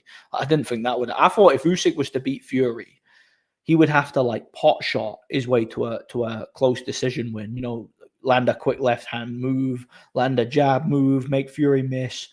Tie Fury up, just do. I thought that was his only chance, was to try and, just pot shot his way to a decision win, kind of like David Haye did against Valuev. But the way that Usyk went in there, walked Fury down, had a few rocky moments, a few difficult rounds, but broke him down, dropped him, beat him up, and won the fight clearly on points. That surprised me. It really surprised me. I wasn't expecting it at all, and I gained even more of a appreciation from Usyk and what he brings to the game as a result of that. Because I already knew how great he was before then, but I realized he was even greater after that. I think he took his greatest to a new level, and then doing basically the same thing in the rematch. It was very impressive, if you ask me. Have you seen how Bivol's ex-wife was cheering against him? We have a 304 pandemic. It's sad to see. Yeah, Bivol's wife is just a degenerate thought. Yeah, just she's irrelevant. I hope that she gets put in a place. Someone should just bitch slap her and tell her, listen, you're a thought. That's all you are. You're a nobody. Just stay away from the guy. Let him live his life. Leave him alone. He doesn't need that kind of toxicity in his life, So yeah, screw her. Not interested in her. Don't literally screw her. You know what I mean. Fury still schools AJ if he comes back. Still beat Dubois too. I want to see those fights now. I want to see how Fury comes back from his defeats, and if he can still be the same guy, and if he can still compete at that same level. I want to see it. I want to see what he's made of. Why not? It would be kind of a shame if Fury retired now, like retired without at least giving us one more fight. One more consequential fight. I think AJ would be the one that makes the most sense, because it'd make the most money and there's a lot of history there. But a Dubois fight would also be a very good one. That could, because and again, he could become IBF champion, could win a title. So that would be a great way to end his career if he could win that. And if he doesn't win, fair enough. Then he was never gonna last that much longer, was he? If he doesn't win, so it'd be interesting. And if he is in shape, if he can get back to that form he was for the first Usyk fight, I make him the favorite to win convincingly. But just depends how he if he's living the life, if he's staying in shape. I don't know. I doubt it, knowing Fury, but you never know. So we'll have to wait and see. Oh yeah, did I tell you, Lee? You weren't here earlier in the stream, were you? Did I tell you I met Joe Calzaghe at a meet and greet thing? Yeah, that was fun. Yeah, he's a funny guy as well. He's actually quite based, believe it or not. He's quite funny. And he had some funny things to say about Froch and all that. And yeah, he answered a few questions. And he's quite a funny guy. And he was good at interacting with the crowd and that. I figured I'd let you know that, because obviously you're from his neck of the woods, innit? You're Welsh. So that was quite good. I enjoyed it. Well, everyone gets predictions wrong, and people forget that you picked Usyk to beat AJ in the first fight. Yeah, exactly. I mean, look, we all get predictions wrong from time to time. I picked Usyk over AJ because I thought he was the better fighter, and he was all wrong for him. I picked Fury over Usyk, not because I thought he was the better fighter, but because I thought Fury was all wrong for him. I said that from day one. I stood by it, and it was wrong. I hold my hands up. I was wrong. I thought I didn't think Usyk would be able to deal with Fury's style as well as the physical attributes and advantages that Fury brought to the table. Usyk proved me wrong. He proved he was better than I thought he was. I knew he was great. He proved he was better than I thought he was. Funny fact, Mayweather, Devin Haney, and Paulie Malignaggi actually hit way harder than Canelo Alvarez. Well, Shane Mosley said that Pacquiao hit way harder than Canelo, and he said that Mayweather and Canelo, that their power is about the same, but that Pacquiao hit way harder. I think Shane Mosley said that, and he fought all three of them and went the distance over 12 rounds, so he would know better than most what their power is like, how it's comparable, you know. Devin Haney is so overrated. He ducks below the waist, but body locks his opponents, shoots for double legs, single legs, and knee picks. He thinks it's an MMA fight, yeah. And he gets away with it because he's American, fighting in America, and he's the A side. And if he were to fight on the road in a fairly neutral, officiated fight with international officials who aren't there for him to win, he wouldn't get away with that stuff, would he? So he wouldn't be able to compete at the same level. Same with Andre Ward. That's why Andre Ward refused to travel his whole career. You know, it wasn't because he was scared of flying. It was because he was scared of having a fair referee in his fights, you know? I'm scared of AJ. That's why I refused to fight him. I fought Wilder for third time for less. Yeah, you could fight Wilder a fourth time, I guess, because why not? Yeah, Canelo hasn't had a knockout in ages. Yeah, well, maybe he's due one. Maybe he'll pay that skull guy to take a dive against him. Wouldn't surprise me, you know? That's awesome, man. Bit weird, but I saw Lee Wood in Tesco the other day. Was visiting a friend who moved to Gedlin. Really? You saw Lee Wood? Awesome. Yeah, that's interesting. Yeah, what he was what, Gedlin? Is that where you were? Yeah, interesting. Like Lee Wood. I was actually at Lee Wood's pro debut, which was in where was it? It was in Clifton Leisure Centre, which is right around the corner from where I used to live in Nottingham. But yeah, it's interesting. Yeah, but yeah, it was fun seeing Calzaghe. Yeah, I'm scared of AJ. I'm just waiting till he takes more damage, then I'll fight him. Is that a good plan? Well, no, because you might take more damage than him, so might not be. Did you see Froch's video with Turki Al-Sheikh talked big behind the camera, but the Saudi atmosphere and shat himself, his presence, claiming the atmosphere was great. Yeah. Do you know what? I have heard Froch say that. He's like, oh, when you fight in Saudi and it's all quiet and you're whispering when doing the commentary and all that. But then he's like, obviously, when Turkey's there, he's thinking if I insult Saudi, I won't get paid to commentate there, or I might get my finger chopped off and sent to the prince. So no, I've got to be all. You got to kiss his ass and that. Yeah, doesn't surprise me one bit. Eh? Doesn't surprise me one bit. Yeah, that's true. Me passing out the pub being a fake Christian is damage to myself. Fair point. Yeah, of course. You know, would a real, genuine, born again Christian be doing that at this stage of his life? I don't think so. Be back in a minute. I'm just going to the toilet, going for a pee. I will be back.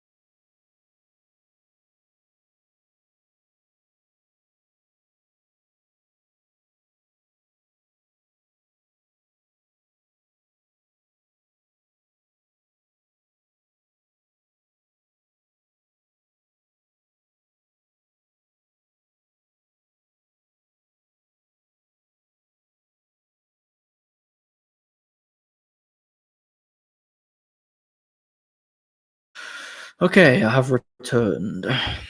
What's happening? Where was I? You consider Jack Dempsey a good fight? Yeah, Jack Dempsey was probably the best heavyweight of his era. Like when he came along, he was like a lot more advanced than the heavyweights at the time. Like he was way better than Jack Johnson, and he was way better than like Jess Willard and guys like that. Obviously, very crude by today's standard, but for the standard of the era he fought in, he was a badass. Yeah, one of the best. No doubt about it. Didn't Froch insult the Saudis saying no drink makes it boring? And yet he went there and loves it. Yeah. Well, if he's getting paid enough, then yeah, he's obviously gonna he's obviously gonna get he's gonna compromise his integrity and kiss ass to get that Saudi money, and don't they all? They all do that, you know.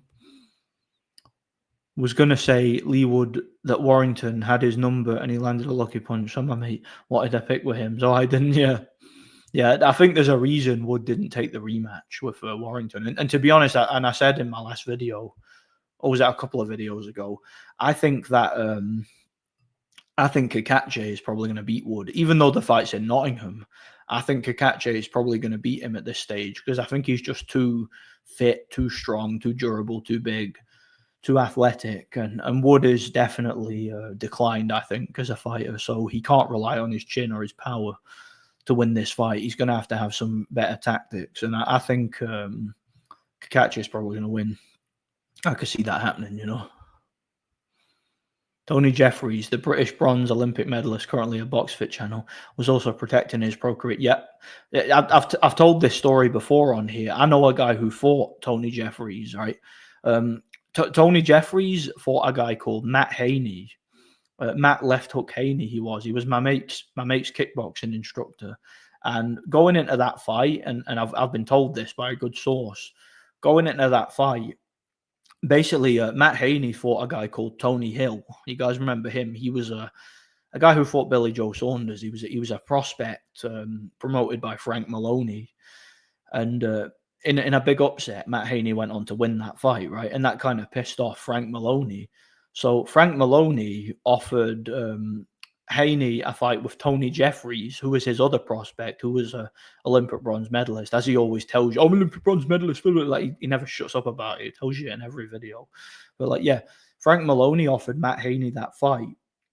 But in the contract for the fight, despite the fact that Tony Jeffries was the bigger guy, like considerably bigger, they gave Matt a rehydration clause. So Matt had to he wasn't allowed to put on more than like 9-10 pounds after the weigh-in. He wasn't allowed to rehydrate. But that clause didn't apply to Tony Jeffries. Tony Jeffries was allowed to weigh whatever he wanted. So he goes into that fight, and see, if you look at the fight, like Haney is like badly drained. He's like drained to within an inch of his life. He's got no punch resistance. He's got poor stamina.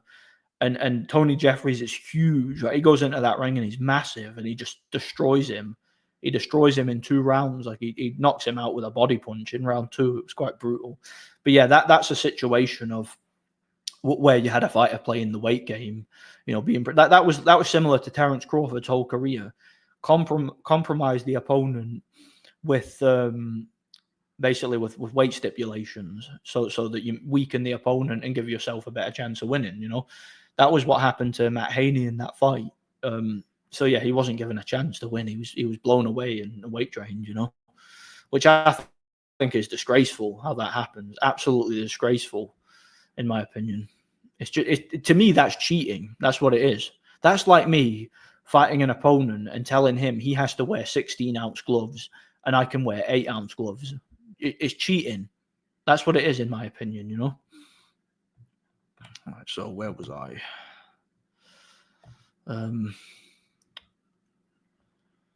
Why do these people insulting the Arabs' culture saying no drink makes it boring, yet there is an increasing amount of migration from the UK to the Arab lands?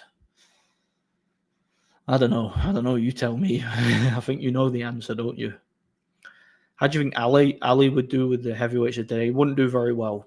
He's too small, too limited technically, defense very poor. Had a good chin. In fact, he had a great chin, but like wouldn't be able to take punches from someone like Anthony Joshua or Zhilei Zhang, would he? So I don't think he would compete. Could maybe compete at cruiserweight.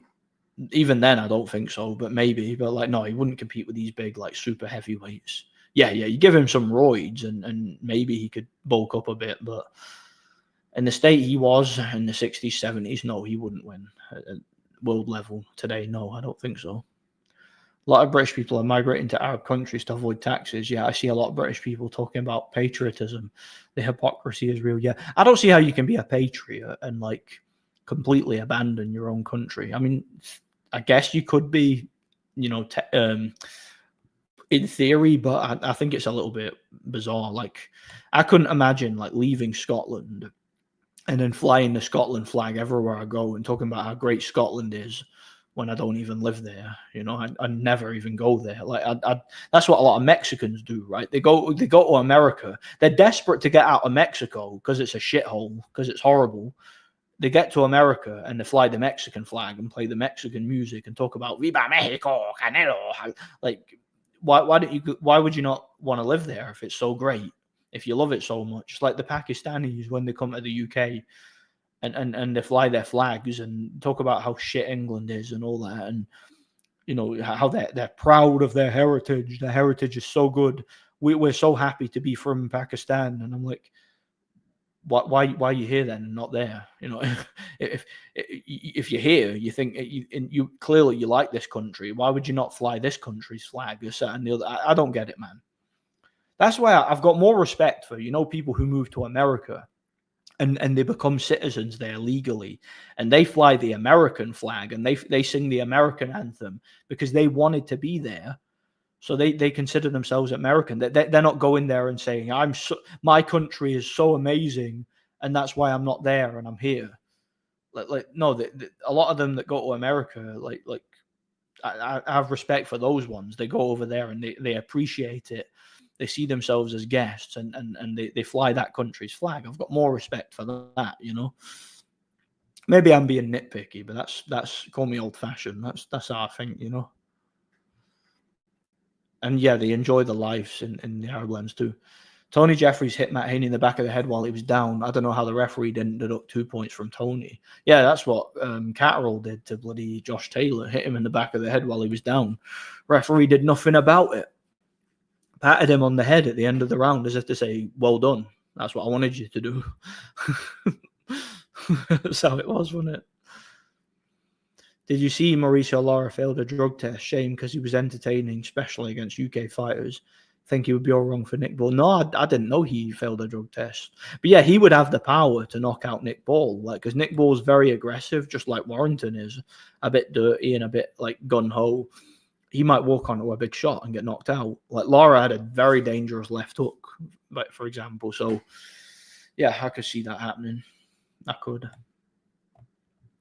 But yeah, I didn't know he failed a drug test. It's not just tax. Even Spain is considering kicking out the British. Yeah, because a lot of British go over there and buy up property, don't they? And because it's cheaper to buy a house there and live there. Maybe I'll even consider it myself. Who knows? There's always that 75-year-old guy on the internet who tries to convince everyone that Ali's footwork, chin, and jab will be too much for Usyk. Oh, embarrassing, yeah. Mate, Ali's jab wasn't even too much for Larry Holmes. It wasn't too much for Ken Norton. How would it be too much for Usyk, whose league's better, in terms of modern developments and all that? Usyk was able to deal with Tyson Fury's jab and Anthony Joshua's jab. Much bigger, stronger, harder punchers than Ali ever was. So what would Ali bring to the table that Usyk hadn't seen before? As I talked about earlier in the stream, Usyk's fought every style.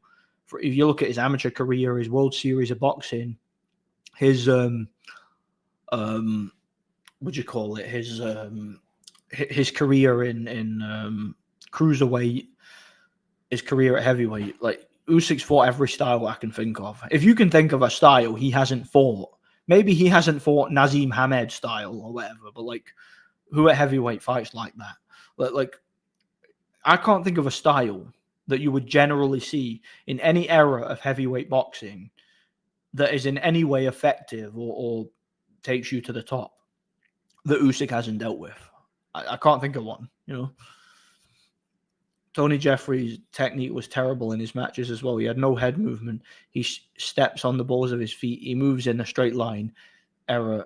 He won the bronze medal. Was the weakest era ever. Yeah, and he actually like had to retire because he messed up both of his hands because his punching technique was that bad that he ruined both of his hands and had to retire. Yeah, he wasn't that good a fighter. He was a big guy and a big puncher, but he was very poor technically. Very poor. Do you remember he had that one fight where he thought it was supposed to be an 8-rounder and it was actually a 10-rounder and he ended up with a draw? That was quite a weird one, that, wasn't it? Should tax these fake European patriots. One of them got deported for mocking the culture. What an idiot. Yeah. Yeah, well, he got what he deserved then, didn't he? I always think that every time about this kickboxer called Nico Horta, every time he wins, he has a Cape Verde flag and talks about how great it is. If that's the case, why do you live in the Netherlands? Exactly. Why is he living in the Netherlands if he loves his country so much? You tell me. Work that one out, you know. Clearly, the country he's in is better than the country he came from. Otherwise, he would be back there. I've always maintained that, you know. How can you love your country so much and talk about how great it is constantly, but you've never been there or you were desperate to get out of there, you know? A lot of immigrants are like that, you know. I've never understood it. Have you seen the Moses Talma hype from the media? His best wins on McKean, a 45-year-old Marius. I was talking about that earlier. In the stream, how hilarious it is. Like Marius Wack, when Klitschko and Povetkin beat a prime, like roided up Marius Wack, they got next to no credit for it whatsoever. But guys like White and Talma beat a 40-odd-year-old Marius Wack, and it's so amazing. It's like a great victory. Like, and again, Moses Talma was getting too much hype. To me, he's just a prospect. I'm not saying he's bad. I'm not saying he won't be world champion one day. It's definitely possible. But at least wait until he's beaten like a Fabio Wardley or like Fraser Clark or someone of high domestic level who's close to their prime. At least wait until he's done something before saying he's the greatest of all time. You know, because can he even beat those guys right now? I don't think so. We'll have to wait and see, you know. Maybe in the future, but I don't think he would now. But just my opinion, you know. Funny thing, since Turkey being in charge of boxing, we've been getting real fights. A lot of these hype jobs in America have been exposed. Like, yeah, because they've had to fight outside of America. So away from American partisan protection, you know. So that's why they've been getting exposed. When you have to fight on neutral territory, you're more likely to get exposed. That's what happens, you know. You see Kell Brook breeded with Ebony Bridges. That's disgusting. That's vile. I will have no part of it. No sign of Wilder yet. Yeah, Wilder's not been seen since he got flattened by the big Chinaman, has he? Since he did a little twirl after getting hit with that bloody left hand and right hook, you know. Yeah, not seen Wilder in a while, have we? I do consider Nazim Hamed overhyped as well. He doesn't block punches, catch and parry. He would fall off bounce and pendulum stepping, yeah. But like in his era, it worked because a lot of the featherweights of that era had never seen anything like it, and you know they bought his mind games and got caught up in the action and just got wrecked basically. But when a guy like Barrera, who had great boxing fundamentals and great movement, went up against him, even a guy like Manuel Medina basically exposed him, and the Irish guy. Wayne McCulloch, that you could argue he won that fight. I actually thought he did win that fight. Nazim Hamed was so limited, so flawed, so beatable, and so one-dimensional. But he was successful for a lot of reasons. He was powerful, he was awkward, but I don't think he'd do very well in like one of the stronger featherweight eras, you know. Usyk hasn't faced the unorthodox technique of Johnny Fisher's right hand. I thought you were going to say Johnny Nelson then. Johnny Fisher's even worse. Yeah, can you imagine that? You imagine what Usyk would do to Johnny Fisher. or Johnny Nelson, for that matter. Could you imagine it? Ali versus Wilder. Yeah, Wilder would probably win. As weird as that sounds, but Ali could outbox him though. Johnny Fisher is one to beat Usyk. Yeah. Seth Mitchell gonna beat Usyk. He more skilled, more athletic. Like people were saying this. People back in the, you guys might remember, people back in the early 2010s were saying Seth Mitchell was gonna beat the Klitschko's. Like Seth Mitchell came on the scene. He was hyped up by Golden Boy and Al Heyman. This guy got so much hype in the media, so much media coverage. Like this guy he's a former pro footballer, but he had a great amateur career. He knocked so many people out. He's this one-punch KO artist. He's so skilled.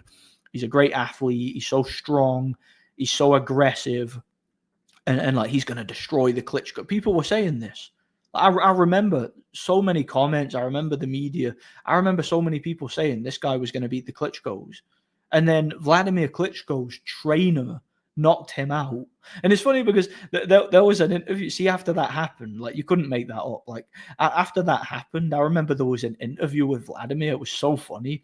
I wanted to add this interview to the video I made of Seth Mitchell, but I couldn't find the interview anywhere. And it was where Vladimir said he was talking about because they asked him about the fight, the Seth Mitchell Jonathan Banks fight, the first fight. Vladimir was like, I was like, Jonathan, what are you doing? He is my opponent. You're beating my opponent. Oh, that was so funny. It was like, I need American opponents, and you are beating him.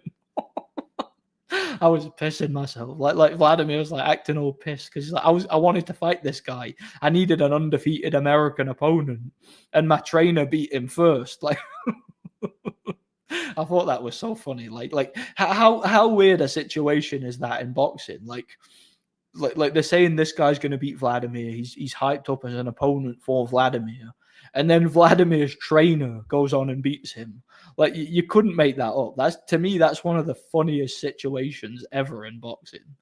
It's a shame though, because I do like Seth Mitchell. He is actually like a good fighter. He was like in terms of like he had the right attitude towards the sport. He was humble. He's a Christian. He was a guy who worked hard. He took the tough fights. He didn't duck anybody. When he fought guys like Seth Mitchell, when he fought guys like Chaz Witherspoon and Timur Ibragimov, those were big step-up fights that were a lot of people considered them really dangerous opponents, and he destroyed them. And of course, he took on Jonathan Banks and Chris Arreola, lost, but he wasn't doing what Wilder was doing and fighting cab drivers and bin men and guys off his size and guys morbidly obese and guys who were like straight off the couch. No, Seth Mitchell was actually fighting genuine world rank contenders. So I do respect him, but I found that situation so funny. It was such a funny situation. It really was. He seems pretty good at Talma from what I've seen, but Ade Olapalabala was saying he should fight Hrgovic next. Come on, man. Like come on. Hrgovic is. I'm not saying Hrgovic is great or anything like that. Hrgovic is flawed, but Hrgovic is leagues above Moses Talma now. Like Hrgovic has been at world level. He's fought for a title. He's been in eliminators. He's been at that level, right? Talma has nowhere near the kind of experience, and he's nowhere near as proven for that kind of fight, unless you just want him to lose. If you want the guy to get his ass kicked and lose and have his career over before it's really started, yeah, put him in with Hrgovic. But don't like act as if he's going to win that fight now. He needs development, as far as I'm concerned. But I'm not his manager. I'd love to see him fight Hrgovic. I'd love to see him what he's made of. Throw him in with Usyk if you want. I could care less. I'm not his manager, but if I were advising him, if I wanted him to succeed and become heavyweight champion, I would not advise that, is all I'm saying, Johnny Fisher is 2 fights from Usyk. He's training. He's going to run through Dave Allen and then beat Dubois. Mate, look, Johnny Fisher, I'm not even sure Johnny Fisher could beat Manuel Char. I'm not even sure Johnny Fisher could be like that Ihor Shevardusky guy. I'm not sure he could beat them. I'm not even joking. The true test of patience and longevity is watching Johnny Nelson versus De Leon for the full 12 round. Mate, I don't think I could handle it. I don't think I could. Like, I tried. I tried. I don't think I could handle it. It was too boring. Too boring. It's like I'd end up shooting myself, you know. It's too boring, you know. Fall asleep before it ends. I'd rather watch Rigondeaux versus Casimiro. I'd rather watch that, you know. Dana White is going to make a boxing league. Do you think it'll be a... Do you know, I forgot to even talk about that. I think it really depends on how it's run, essentially. Because, like, Dana White, what he's done with like, the UFC, that business model that they have, like, the fighters don't get paid a crazy amount of money like boxers do. No, they get paid what they can generate. They get paid based on pay-per-views, ticket sales, all that other stuff. And if they're able to bring a big fan base and they're able to help to grow the sport, then they get paid accordingly, right? That's how it should have always been in boxing. You know, seeing guys like Mayweather and all that, and you know, guys getting like hundreds of millions of dollars for relatively inconsequential fights. It's not a sustainable business model. And you know, the Saudis invested all like a crazy amount of money, and the PBC did the same thing on like trying to make their on trying to monopolize boxing. You know, paying guys millions of dollars to fight like fringe contenders, and that damaged the sport. That made it so that these fighters don't have an incentive to fight difficult opponents because they're already getting paid a crazy amount of money to fight lower level opponents. So why would they? Why should they? You know, I think it would make sense to do it the way Dana White does it, and the way the UFC do it. The question a lot of people have, though, is how will the fighters be treated? You know, will they be getting paid enough to support their families? And, you know, will they be forced into like slave contracts and things like that? That is a concern. And, you know, you don't want there to be a monopoly. You don't want like the Saudis to have too much power. You don't want them to freeze out like any promoter or any fighter that doesn't want to work with them. Like, because again, that's like extortion. You know, again, it's a monopoly. It's like an empire. And the thing about empires is membership is not optional. You either join us or die. You either join us or we freeze you out, essentially, right? That's I don't want anything like that to happen. You know, sometimes it's better the devil you know, if that makes sense. You know, things might not be very good right now. We might have situations in boxing that we don't like, but at least we understand it. At least we know what we're up against. With this Saudi situation, we have no idea. Not how can any of us have any idea what's going to happen as a result of this situation? We don't. There's no way we possibly could. You know, it's a situation where there's a lot of very powerful people who are like trying to monopolize the sport. Yeah, that's what it is. 1 second.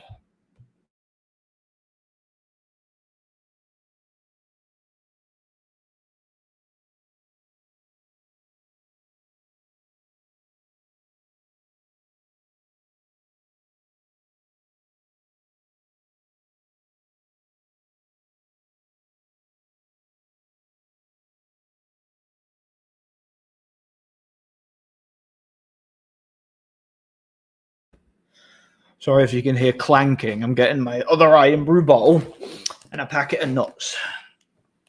All right, wait there. So yeah, oh yeah, I turned the light on as well because why not? Getting dark in here. A packet of nuts. Need the calories. Also got some salmon in the fridge. Gonna have that later, and some sushi.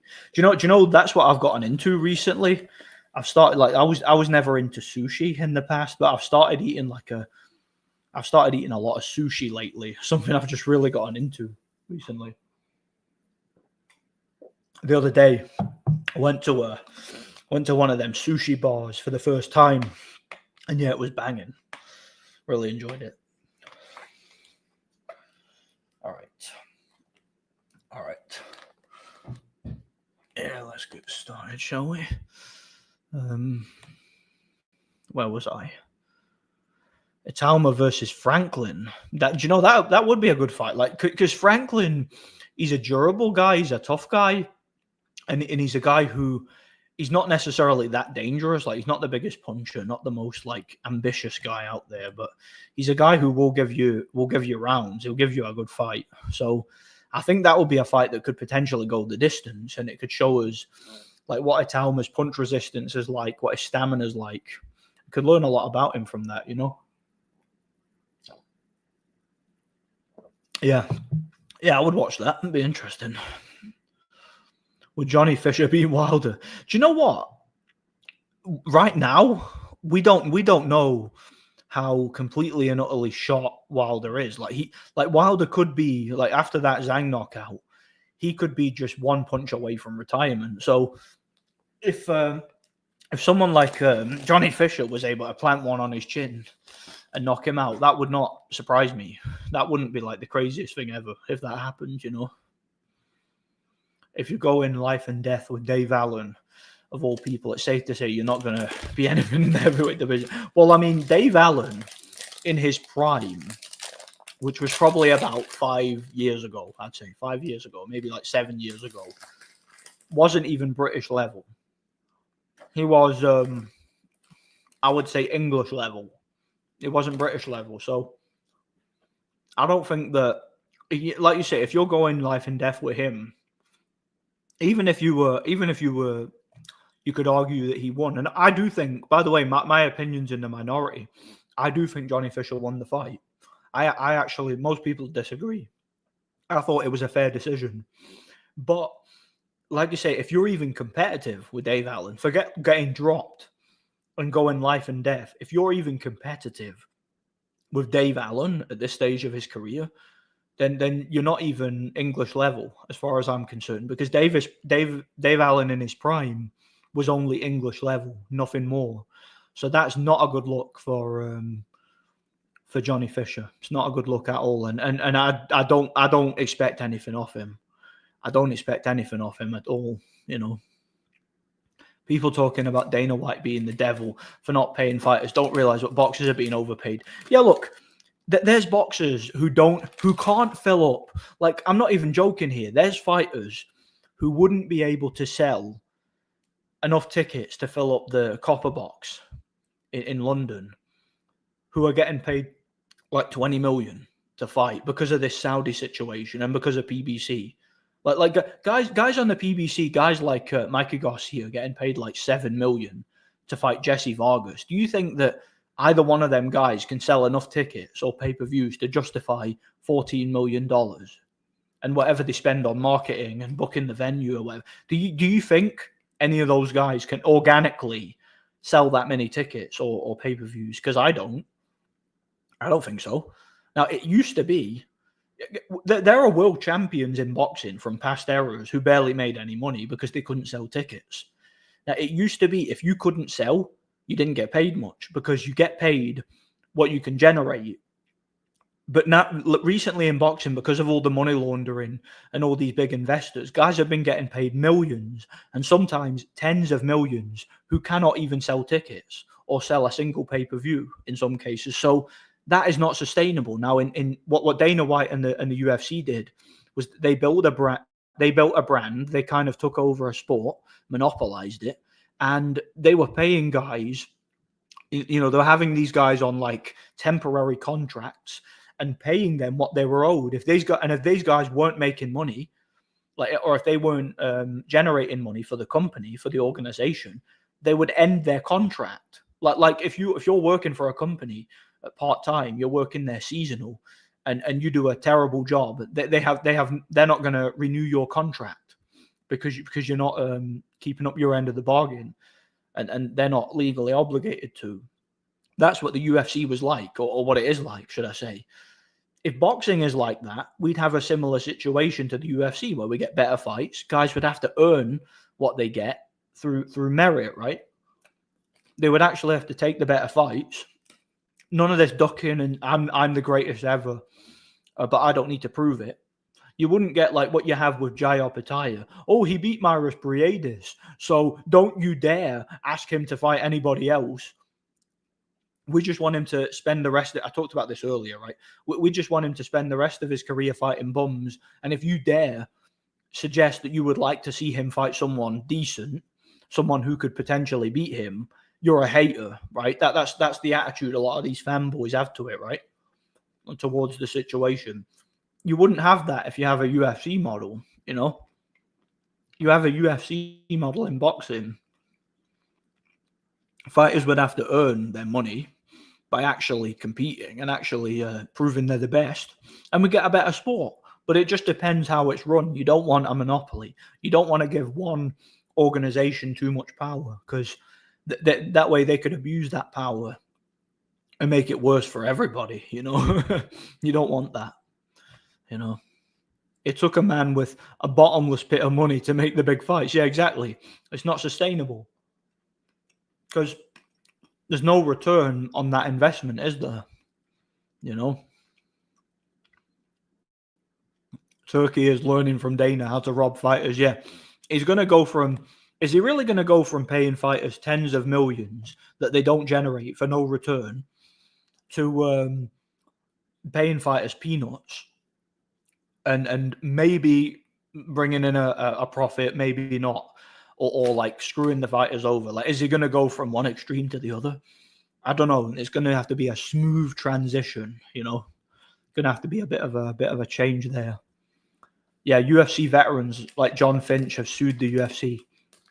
Some UFC veterans have CTE and live paycheck to paycheck. Yeah. Oh, I mean, it's the same. Look, that's the same of any combat sport at the lower level. Like there are boxers. I know boxers who have had brain damage.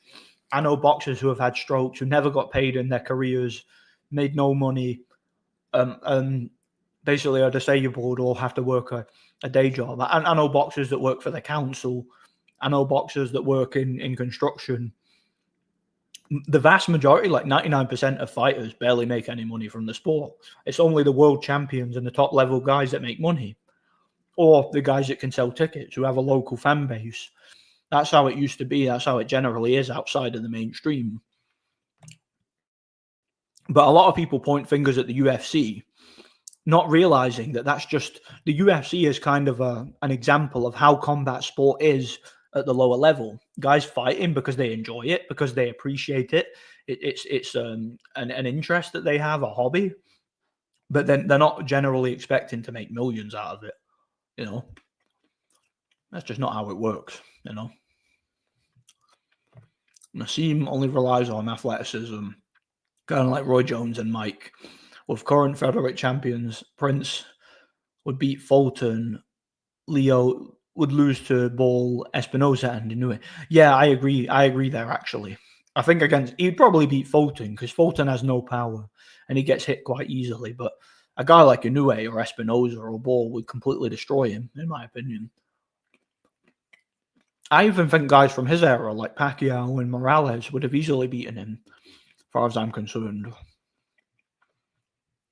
What are your thoughts on Mexican? What would he mean?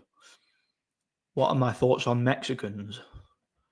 Well, Mexicans in general. I don't understand your question. Mexican boxing number one. Mexican boxing number 7. I don't know. I don't get the question. Adelaide would kill. Do you know what? He probably would. I mean, if he's going life and death and getting dropped by Dave Allen, then yeah, probably would, you know. Jesus Ramos, the real 154 boogeyman, will make a statement tonight after he knocks out Sturm. He's going to whoop Fundora and Murataliev. Oh, it's a bold statement, but we'll keep an eye on him. We'll keep an eye on him and see, won't we? Back now, when I saw Fisher and Allen, I thought Fisher edged it. And I don't believe Fisher deserves the hate. He's okay, not horrible. I thought Fisher won the fight. I mean, don't get me wrong. Let me make this perfectly clear. He got exposed. Because again, getting dropped and going life and death with Dave Allen at this stage of his career, that's the definition of an exposure. But I do think he won the fight. To give him his due, I thought Johnny Fisher won the fight. I genuinely did. I don't think it was a robbery, like people were saying. But yeah, I thought he got exposed, but I thought he won the fight. I thought so, at very least, you know, to give him his due, is what it is. A lot of the money these boxers are being paid with is drug money. Yeah, look at the Kinahan situation. Literally laundering drug money through boxing. So is it beyond the realms of possibility that similar things going on with the Saudis, you know? Of course not. They're into all sorts of crimes in that country, you know? And that's where Kinahan was living, wasn't it? Saudi Arabia. Or was it Dubois? Dubai he was living. Yeah, but the oil is how the country got rich, right? It got rich on oil. But that's not going to last forever. So they're looking to monopolize sport and tourism and have other sources of income to maintain their wealth and power, you know.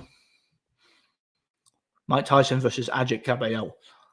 That would depend. If Tyson could like overwhelm him quickly and take him out, I could see that happening. But if he couldn't, Cabello might be able to take over late and maybe win on points. It will be an interesting fight, though.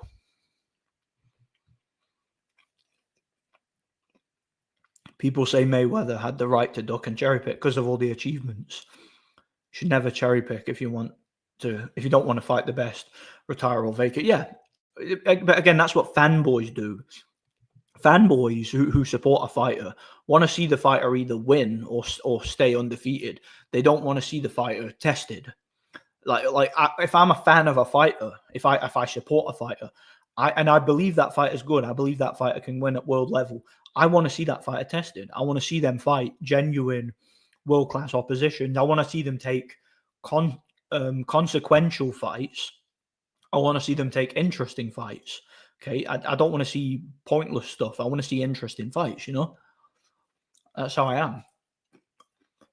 I mean, if you're not a fanboy, that's how you are, you know? True about Opetaya.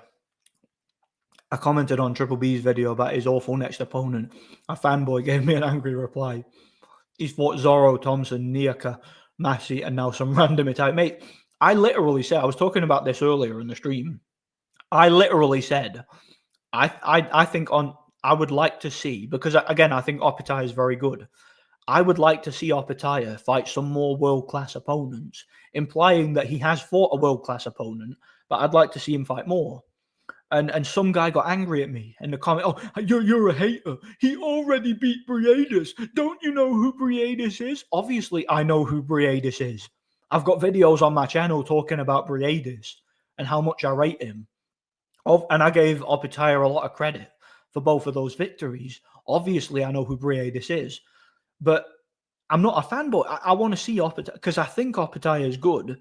I'm saying I would like to see him against some more world-class guys. And then this guy's getting all butthurt and offended and angry as if I'm like saying I want him to lose or something. That's not what I said. That's not what I said. It's not even, I didn't even imply that. But that's how like protective these idiot fanboys are of their favorite fighters. That they don't want these fighters to compete. They just want them to stay unbeaten and not be tested. And that's why I was saying, like I was saying before, oh, so he beat Briedis, so that's it. Just don't fight again. Just don't fight anybody good again. Just cherry pick your whole career from that point on, you know. Inoue's next fight is in Las Vegas. He sold out T-Mobile Arena in less than 24 hours when tickets were released. Most big-name American boxing like Crawford and Shakur, yeah, they and all those guys, they would not be able to sell as many tickets as Inoue, even in their home country. And imagine there's a lot of Japanese people in America, like Japanese nationals who probably live there, who would pay to see him.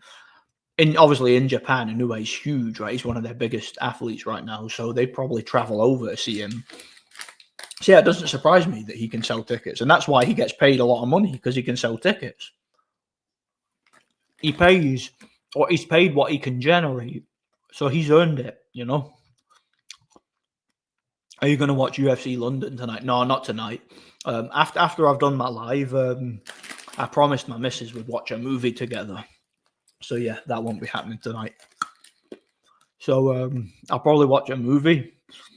Maybe watch another couple of fights or play my Xbox and go to sleep. So yeah, I probably won't be watching that. And tomorrow I'm going for a carvery dinner, which I can't wait for. I'm looking forward to it.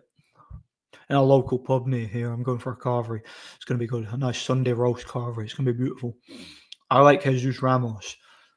You know, even though he is a really good fighter and powerful, he doesn't get a lot of knockouts until later in fights because he's methodical and doesn't have the fastest hands yet.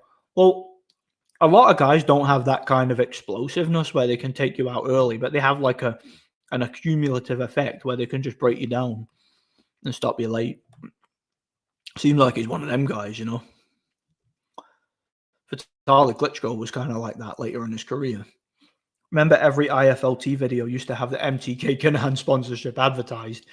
It was funny how everyone was defending Kinahan, but once he got a bounty put on him, they went quiet. Yeah, every single one of these people who were kissing Kinahan's ass, talking about what a great guy he was and how he's this amazing stand-up dude who just loves boxing and he really wants to take care of the fighters.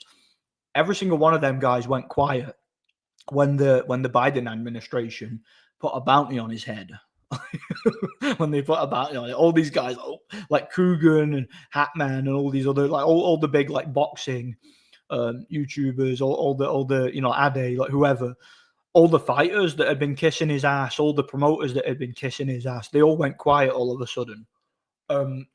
Most of them never mentioned his name publicly again, did they? Conveniently, innit? Yeah. Sorry, I was checking if I already read that.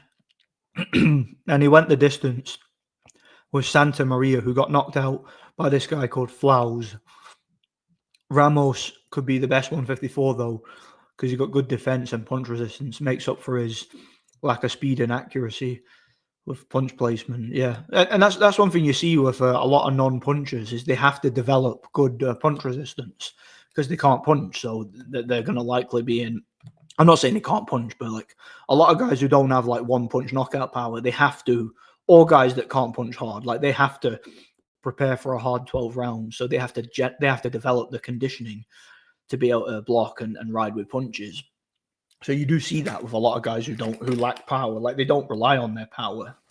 So it can be a good thing depending on the situation, you know. Bro, throw Opitaya in there with that tough Polish guy who scored an early knockout over the guy who took Beterbiev the distance. Are you on about... I can't think of the Polish guy's name. Are you on about... what's his name again? That guy. And I know exactly who you're on about. Guy with the tattoos. I forgot his bloody name. What is that guy's name? How can I not remember his name? He got stopped in the first round. No, oh man, I've completely forgot his name. Completely forgot. I'm sorry, guys. I've completely forgot his name. I hope it'll come to me eventually, or someone will put it in the comments. It's one that my mind has just gone blank. I must still be concussed or something, you know. Yeah, I forgot his name too. I can't think of it. Opitaya is a world-class level cruiserweight, but I think a prime Bradis would have beat him on. But yeah, I agree. I think Bradis a few years earlier would have won in a close fight. I think he would have won. I do think that. At least someone on that level. I agree Opitaya does fight a lot of bombs. Yeah, his last few opponents have been like handpicked, cherry-picked guys.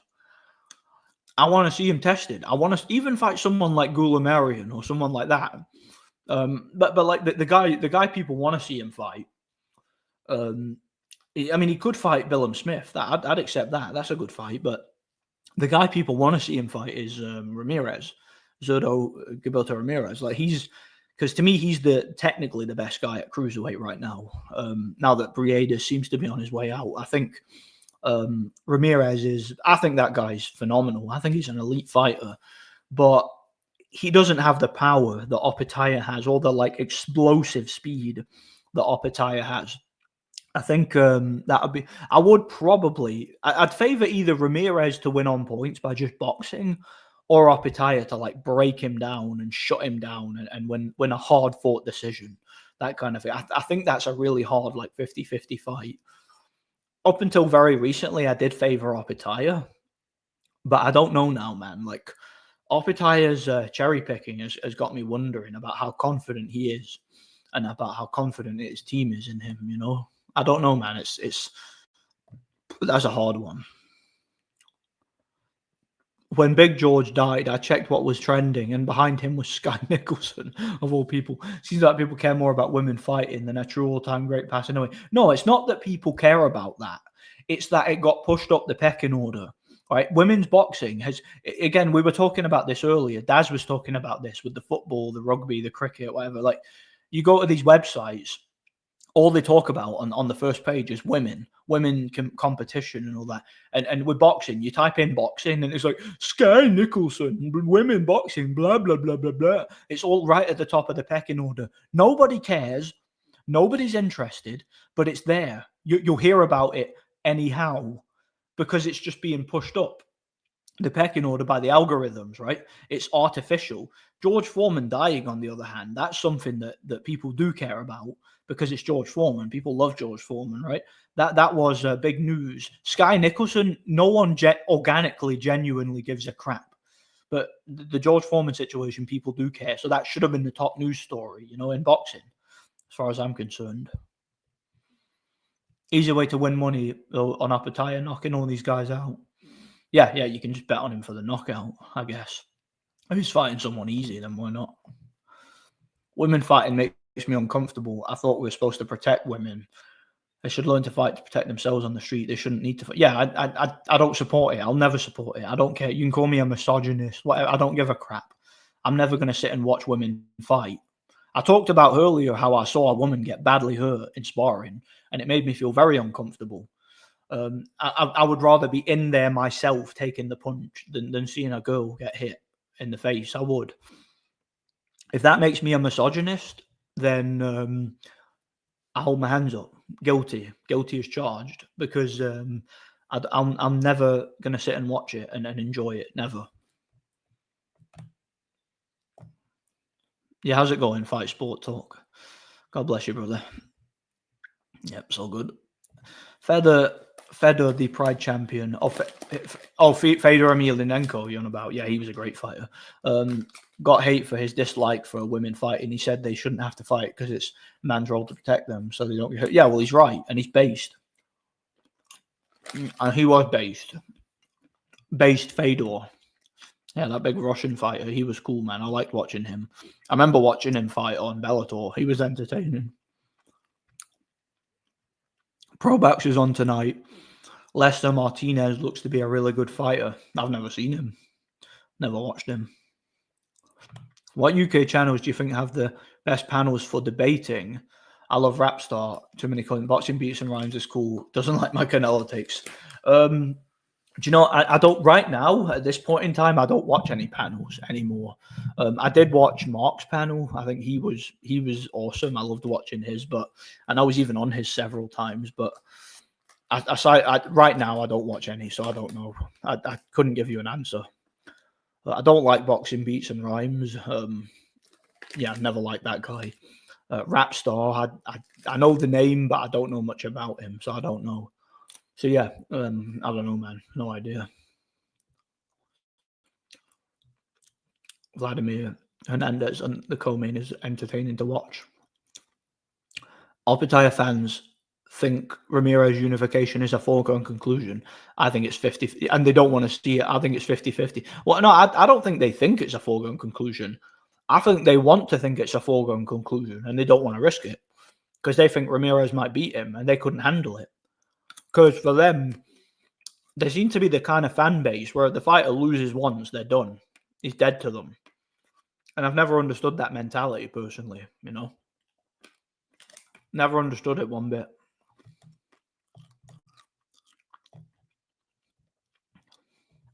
I originally bet a ton of money on Ramos to knock out Schramm, and then it getting cashed out because of what I mentioned. It doesn't mean he isn't a good fighter. He took a long time to knock out Rosario. Yeah.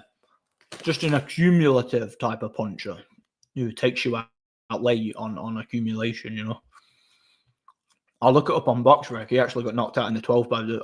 He was knocked. Oh, are you on about the German guy, Coiling? Enrico Coiling? That's the guy you're on about. Yeah, that's him. He's the guy who. Yeah, he's the guy who got knocked out in the 12 by Beterbiev. It was Enrico Coiling. That was him. He was a German fighter. Oh, Michael Cieslak. Oh, yeah. He's the Polish. Yeah, he's the guy we're thinking of. He's the Polish guy, Michael Cieslak. And he fought a Coley, gave him problem. He also got robbed against Alunga Makabu in Africa. Like Cieslak got robbed in that fight. Good fighter. Good boxer. Knocked out a guy who almost took the... Yeah, he knocked out, was it Quaylen? Never watched a single women's boxing match in my life. I think the only one I actually sat and watched and paid attention to was... it was just, for me, it was just because it was the first time I'd ever seen a woman boxing match, and I couldn't believe what I was seeing. I was like, what? Women actually box? I didn't even know that at the time. It was years and years ago. It was probably like 2010 or 2000. No, I think it was 2011. And it was Cecilia Brækhus. It was a fight in Germany. I forget who she was fighting. It might have been on the same card. If I remember rightly, I could be wrong about this. It might have been on the same card as Arthur Abraham versus Pablo Farias. Or I think Kubrat Pulev might have been on the card too. He might have been fighting Michael Sprott or whoever. But like, I think it was one of them cards anyway. It was one of them Sauerland cards. And I remember Cecilia Brækhus was on the undercard, and I can't remember who she fought. She beat some woman on points, I think. And I watched it, and I was like, "This is crazy! Like, women actually box." At that point, I didn't even know women competed in boxing. I was only like 17 at the time. I didn't even know that women competed in boxing. So yeah, that was my first experience. And since then, I've never like paid full attention to women's boxing. I've always kind of dismissed it and disregarded it, because I have absolutely no interest in it. Yeah, we were talking about this earlier. I think Stanionis might be technically better. He might even be the bigger puncher, and I could see him landing a lot of shots on Ennis and maybe pulling the upset. But I think Ennis, size, durability, strength, stamina, and him being the A side makes him the favourite. So I'll go with Ennis just based on that, Yeah, how's it going, Shane? Hi, Nordic. What channels do you watch on YouTube? Oh, you mean boxing channels? I watch Triple B. I watch Del Boy. I watch Precise. I watch Lee Talks Boxing. Occasionally watch Sean Newton. I watch... who else do I watch? Oh man, I'm forgetting who else I watch. Right, I hate it when people ask me that because I always feel like I forget somebody, Because there's a few guys, I always feel like I forget somebody. I recently watched Hearns Leonard 2, scored it 114-112 Hearns without knockdown. I had it a draw. Thought Hearns did get great at the beginning, but crumbled in the middle rounds. Yeah, it was a close fight. The first fight was fantastic. Like, where Leonard came from behind to knock him out. That was a great fight. I'd recommend it. No. Look, I rate Benavidez. I think he's good, but I think he's too limited. He gets hit way too much, even against guys his size or smaller. So you put him against Zerdo or Opataya, who are much bigger than him. I think he gets wrecked. I think he probably gets stopped right now, unless he makes a few technical adjustments and becomes more strategic and more defensive. Like, I can't see him being the same fighter and beating those guys. I just can't see it. Not if he moves up to cruiserweight, Do you believe Triple G would stop Hagler in 3? Bold prediction, make it. Yeah, I don't know if he'd stop him in 3. I may have been exaggerating there, but I think he knocks him out. He would break him down and knock him out. I've no doubt about that, Some fighters just have these weird guys on the internet who gravitate to them, like the Crawford fans who thought he beat Madrimov clearly when I had it a draw, yeah. Like the Crawford fans who say he's pound for pound number 1 and greatest fighter of all time, despite the fact he went life and death with a 10-0-1 prospect. Yeah, because that's what a pound for pound number 1 greatest of all time fighter would do, Jai Opataya is the last line of defense after what happened to Tim Tszyu. So these people, maybe he's down under. He's all they've got. He's like the top Australian boxer right now because they know that Kambosos isn't that good. He's overrated. So yeah, maybe that's their way of rationalizing it. 2010 cruiserweight division had an insane amount of talent. That was the best division in boxing. Yeah, I said so at the time. The 2010s, the cruiserweight was my favorite division. And you had all them Marco Hook fights and all that. Great. Usyk came along and like years later, like took over the division. You know, I'm back. Just grabbed some seafood, rice, and a pint of cider. Awesome, man. Sounds good. I love seafood. I've got salmon in the fridge now, and I've got sushi as well. I was talking about sushi earlier. I went to a sushi bar this week, and I recently got into it. That's my new thing now. I'm eating a lot of sushi. I love it. It's really nice. I'm thinking of coming back and making retrospective videos. I like to make corruption and boxing videos, but it's like singing to the crowd. Yeah, I know how you feel. Sometimes, like I would like to watch those videos if you make them, but I know how you feel. You feel as if the people who are going to watch it already know and already agree. So you're preaching to the choir. You know what? Like, what's the point? That's what you think, and I get that. I totally get that, mate. I understand it, perfectly. Too bad Wilfred Sauerland handed the reins to his son. He consistently put on decent cards back in the... Yeah, Wilfred Sauerland was like the don of German boxing. When he handed it over to his idiot sons, they ran the business into the ground. They scared away all the fighters. They did business with the British and American boxing fraternity and let them take over. And they killed German boxing. They ruined German boxing. I said so at the time. And I stand by it to this day, you know. I think that they are the Sauerlands, like the Sons. Those Sauerlands ruined not only that promotional company, but they messed up the German boxing fraternity entirely. You know, I think when Zerdo fought at 168, him and Benavidez would have been a close fight. But now I agree. Well, I think Zerdo has improved a lot technically. I think he's a lot better now. So I think that he would completely destroy Opetaya. I mean, he would completely destroy Benavidez at cruiserweight. No doubt about it.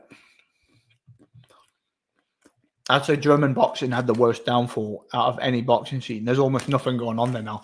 You notice that it fell off shortly after Vladimir Klitschko retired because he was the biggest draw in Germany. And after that, it completely went downhill, you know.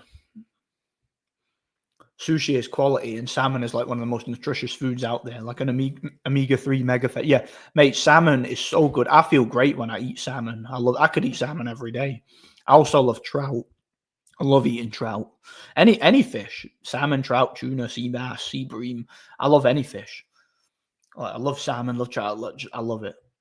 Yeah. The Sauerland sons seem like cokeheads, don't they? Kind of funny how the Sauerlands used to put on unbelievable events. Now they have Harlem Eubank as the main star of their promotional org, yeah. And then they had Chris Eubank calling them a scumbag and all that. And they still go and promote them. Like absolute cock simps. That's what they are, man, you know. Sauerland was Otke's promoter. We have a lot of Sven Otke. We love a bit of Sven Otke over here. Do you think he'd have beaten Ben Collins Eubank? Yes. I think he schools Ben. He schools Eubank. He beats Collins in a close fight. Do you know it was funny when I met Joe Calzaghe, right? I asked him, and because I was waiting for someone to ask and nobody did, so I asked him. I was like, Joe, can I ask a question? And I was very like delicately the way I worded it. I was like, were you ever in negotiation to fight Sven Otke? And his answer actually surprised me because the answer he gave, well, he said a few things about it, but it actually surprised me because he confirmed something I've been saying for years.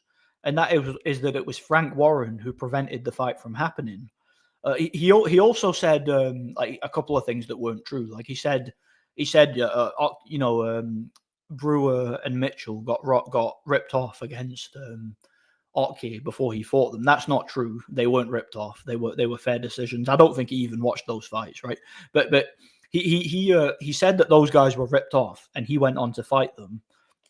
But he also said Otke was open to the fight. He wanted to fight Joe, and he was willing to fight him. But the fight had to be in Germany, because that's where the money was for the fight. Because Otke at that point was the bigger draw, and he wouldn't fight outside of Germany because there was no financial incentive to do so. So Joe said he wanted the fight. He was willing to go over to Germany, and both fighters wanted it, but his promoter wouldn't let him, meaning Frank Warren. Now, I've been saying for years, and I've said this in videos, I've said it in comment sections, people have got mad at me, right? I've said for years, Frank Warren was the one who prevented that fight. because he wouldn't allow Joe to fight Oki unless it was in Britain. Right? He didn't want his fighters fighting abroad at that point. And he said that was what Joe said when I asked him. He said, yeah, he was open to the fight. I wanted the fight. We were both willing to fight in Germany.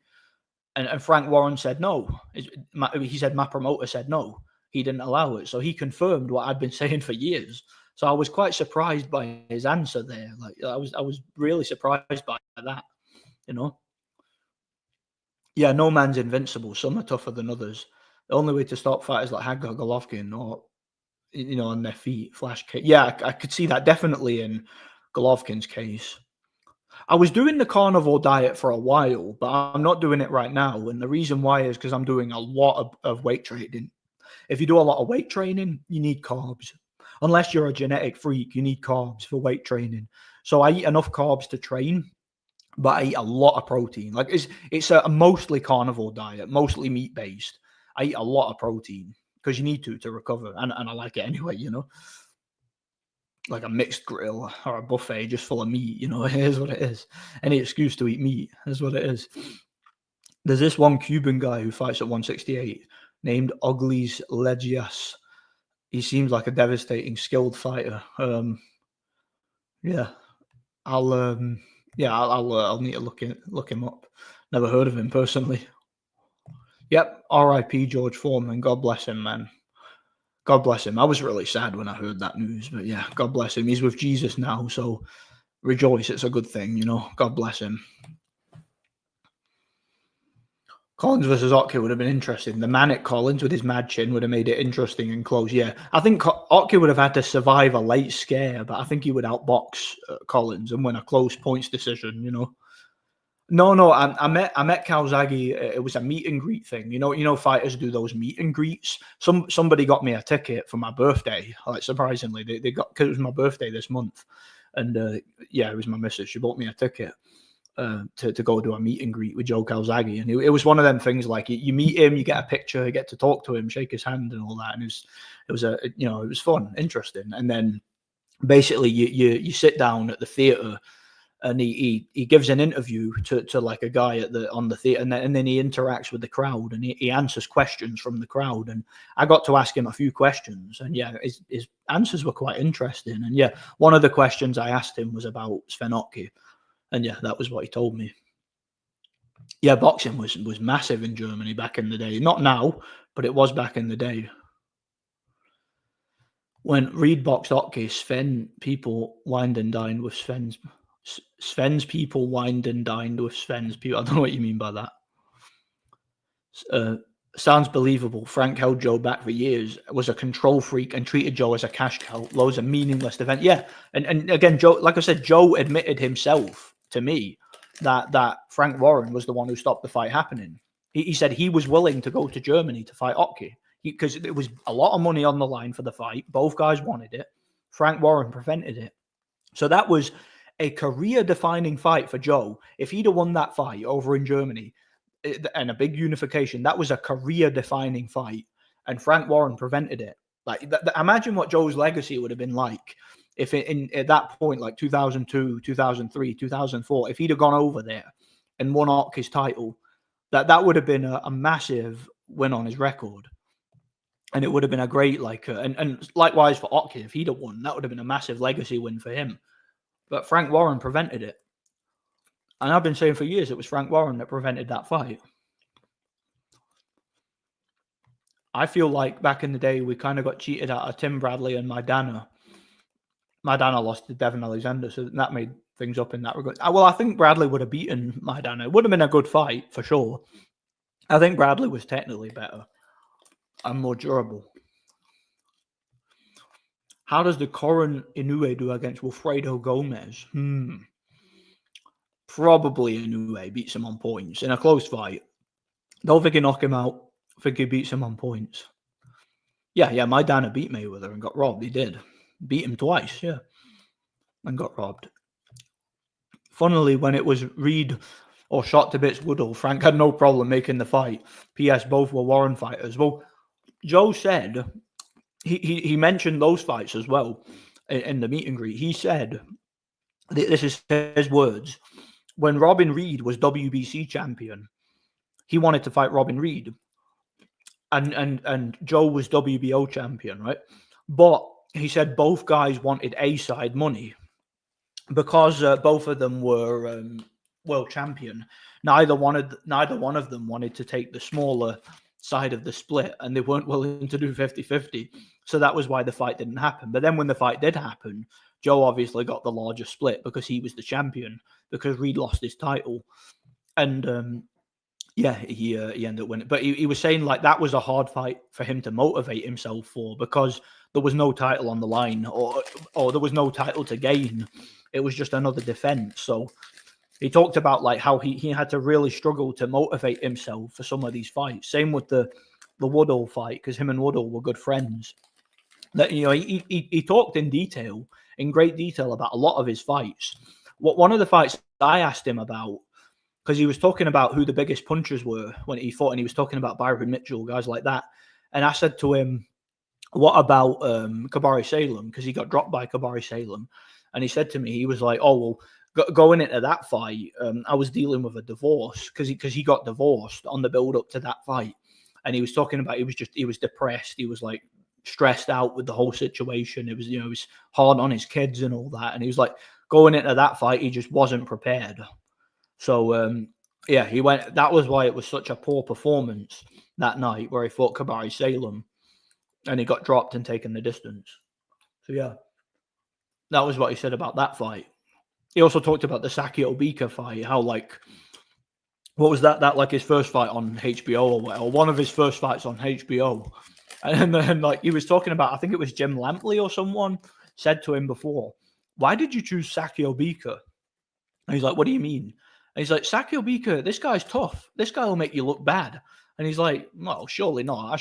He's like saying he thinks it's going to be an easy fight. And then he fought him, and he's like, the guy was headbutting. He was like really strong. He was tough as nails. He was like swinging wildly. He got himself cut. He was talking about how a lot of the harder fights he had in his career were fights he thought he was going to win easily. That was another one, you know, the Saki Obika fight. Where was I? Germany was much better when the painter was in charge. Yeah, the Austrian painter. Love my fish personally. Can nail 2 salmon fillets. A box of prawn seafood. Oh man, salmon fillets, lovely. Yep, R.I.P. George. I eat way too much chicken personally. Mate, see the other day, right? I went to the gym and I was like, what day was this? Like, I think it was Thursday. I went to the gym and I was like, I squatted like 107.5 kilograms for like, you know, I was like squatting it for reps. I overhead pressed about 70 kilograms. Like I do like 3 sets of 5 on all my sets. And I did like, I hit the bag. I did like a crazy ass workout. And then I went home and I was so hungry that day because of all the like training I'd been doing. I was so hungry, and I went to Asda and I bought a full rotisserie chicken, and I just ate the full thing. Like I ate the full rotisserie chicken. I didn't even use a knife and fork. I just ripped it to bits with my bare hands and scoffed it. Oh, it was so good, man. Loved it. I love chicken though. Probably, yeah. If he's comfortable at the weight. Well, have you got a black eye? Yeah, I've got a black eye and a swollen nose. I was talking about it earlier in the stream. If you want to rewind it, I've been sparring this week. I had a 6-round sparring session against a heavyweight last night. So yeah, that'll explain my injuries. You know, it was a pretty nasty, brutal sparring session. You know. Should do a meet and greet with Andre Ward, expose him and see what he does. Yeah, secretly film it. I could do that, you know.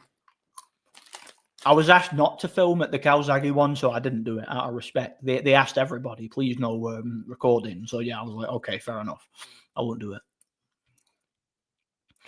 I love how Madonna slapped around Broner and ruined Victor Ortiz's career. Mm-hmm. Basically, Sven's people can. Well, that's not true. That's verifiably false. It's a complete lie, because every single one of Otka's title fights, was for the IBF title. Now, the IBF is an American sanctioning body, right, ran by the essentially the New Jersey state, right? That's where it's based, New Jersey, America. A guy called Daryl Peoples, a black guy, right? And whenever they have a fight internationally, they appoint the judges. It has nothing to do with Sven's people. Who are Sven's people? What do you mean, Sven's people? Sven's people don't own the IBF. Sven's people don't own the commission. Sven's people don't own anything involving the judges or the officials, do they? So that doesn't make any sense. It's verifiably untrue. One sec. Who's texting me at this time?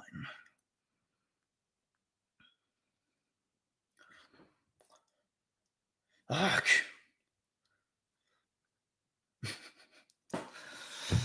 Yeah, whatever. I've been called away. I've been called to honor my pledge. I was talking about it earlier, so I'm gonna have to get off this in a minute. I wanted to read all these. I wanted to respond to some of these comments, but it doesn't matter. Fucking women, I swear. All right. Where was I? I'm just seeing if there's anything. Yeah. Nordic so hard, he's challenged every hard man in Scotland. Yeah, you're damn right. Well, you're going to have to, Michael, you're going to have to provide evidence for this. You're going to have to provide a paper trail because what you're saying is just verifiably untrue. De La Hoya came out and said something, made Virgil look, well, that's De La Hoya. What do you expect? And everything he says is corny. But yeah, unfortunately, I've been summoned away by a female. So yeah, I'm afraid I'm going to have to honor my promise. And we're going to have to pick this up next time. So yeah, thanks for watching, guys. Going to wrap this one up. It's been a fun one. Yep, nearly 4 hours long, as I've been told. Yeah, thanks for watching. Thanks for stopping by. Had fun. It's good to be back. Although it was good. Hardest bruises. I'll talk about that next time. Yeah, but yeah, it was. What was I going to say? It's been fun. It's been good to be back. It was good to not have internet because I got to do some stuff and not be distracted. But yeah, it is what it is. Thanks for stopping by, guys. I had fun. God bless each and every one of you. Stay vigilant. And yeah, peace. Have a good one.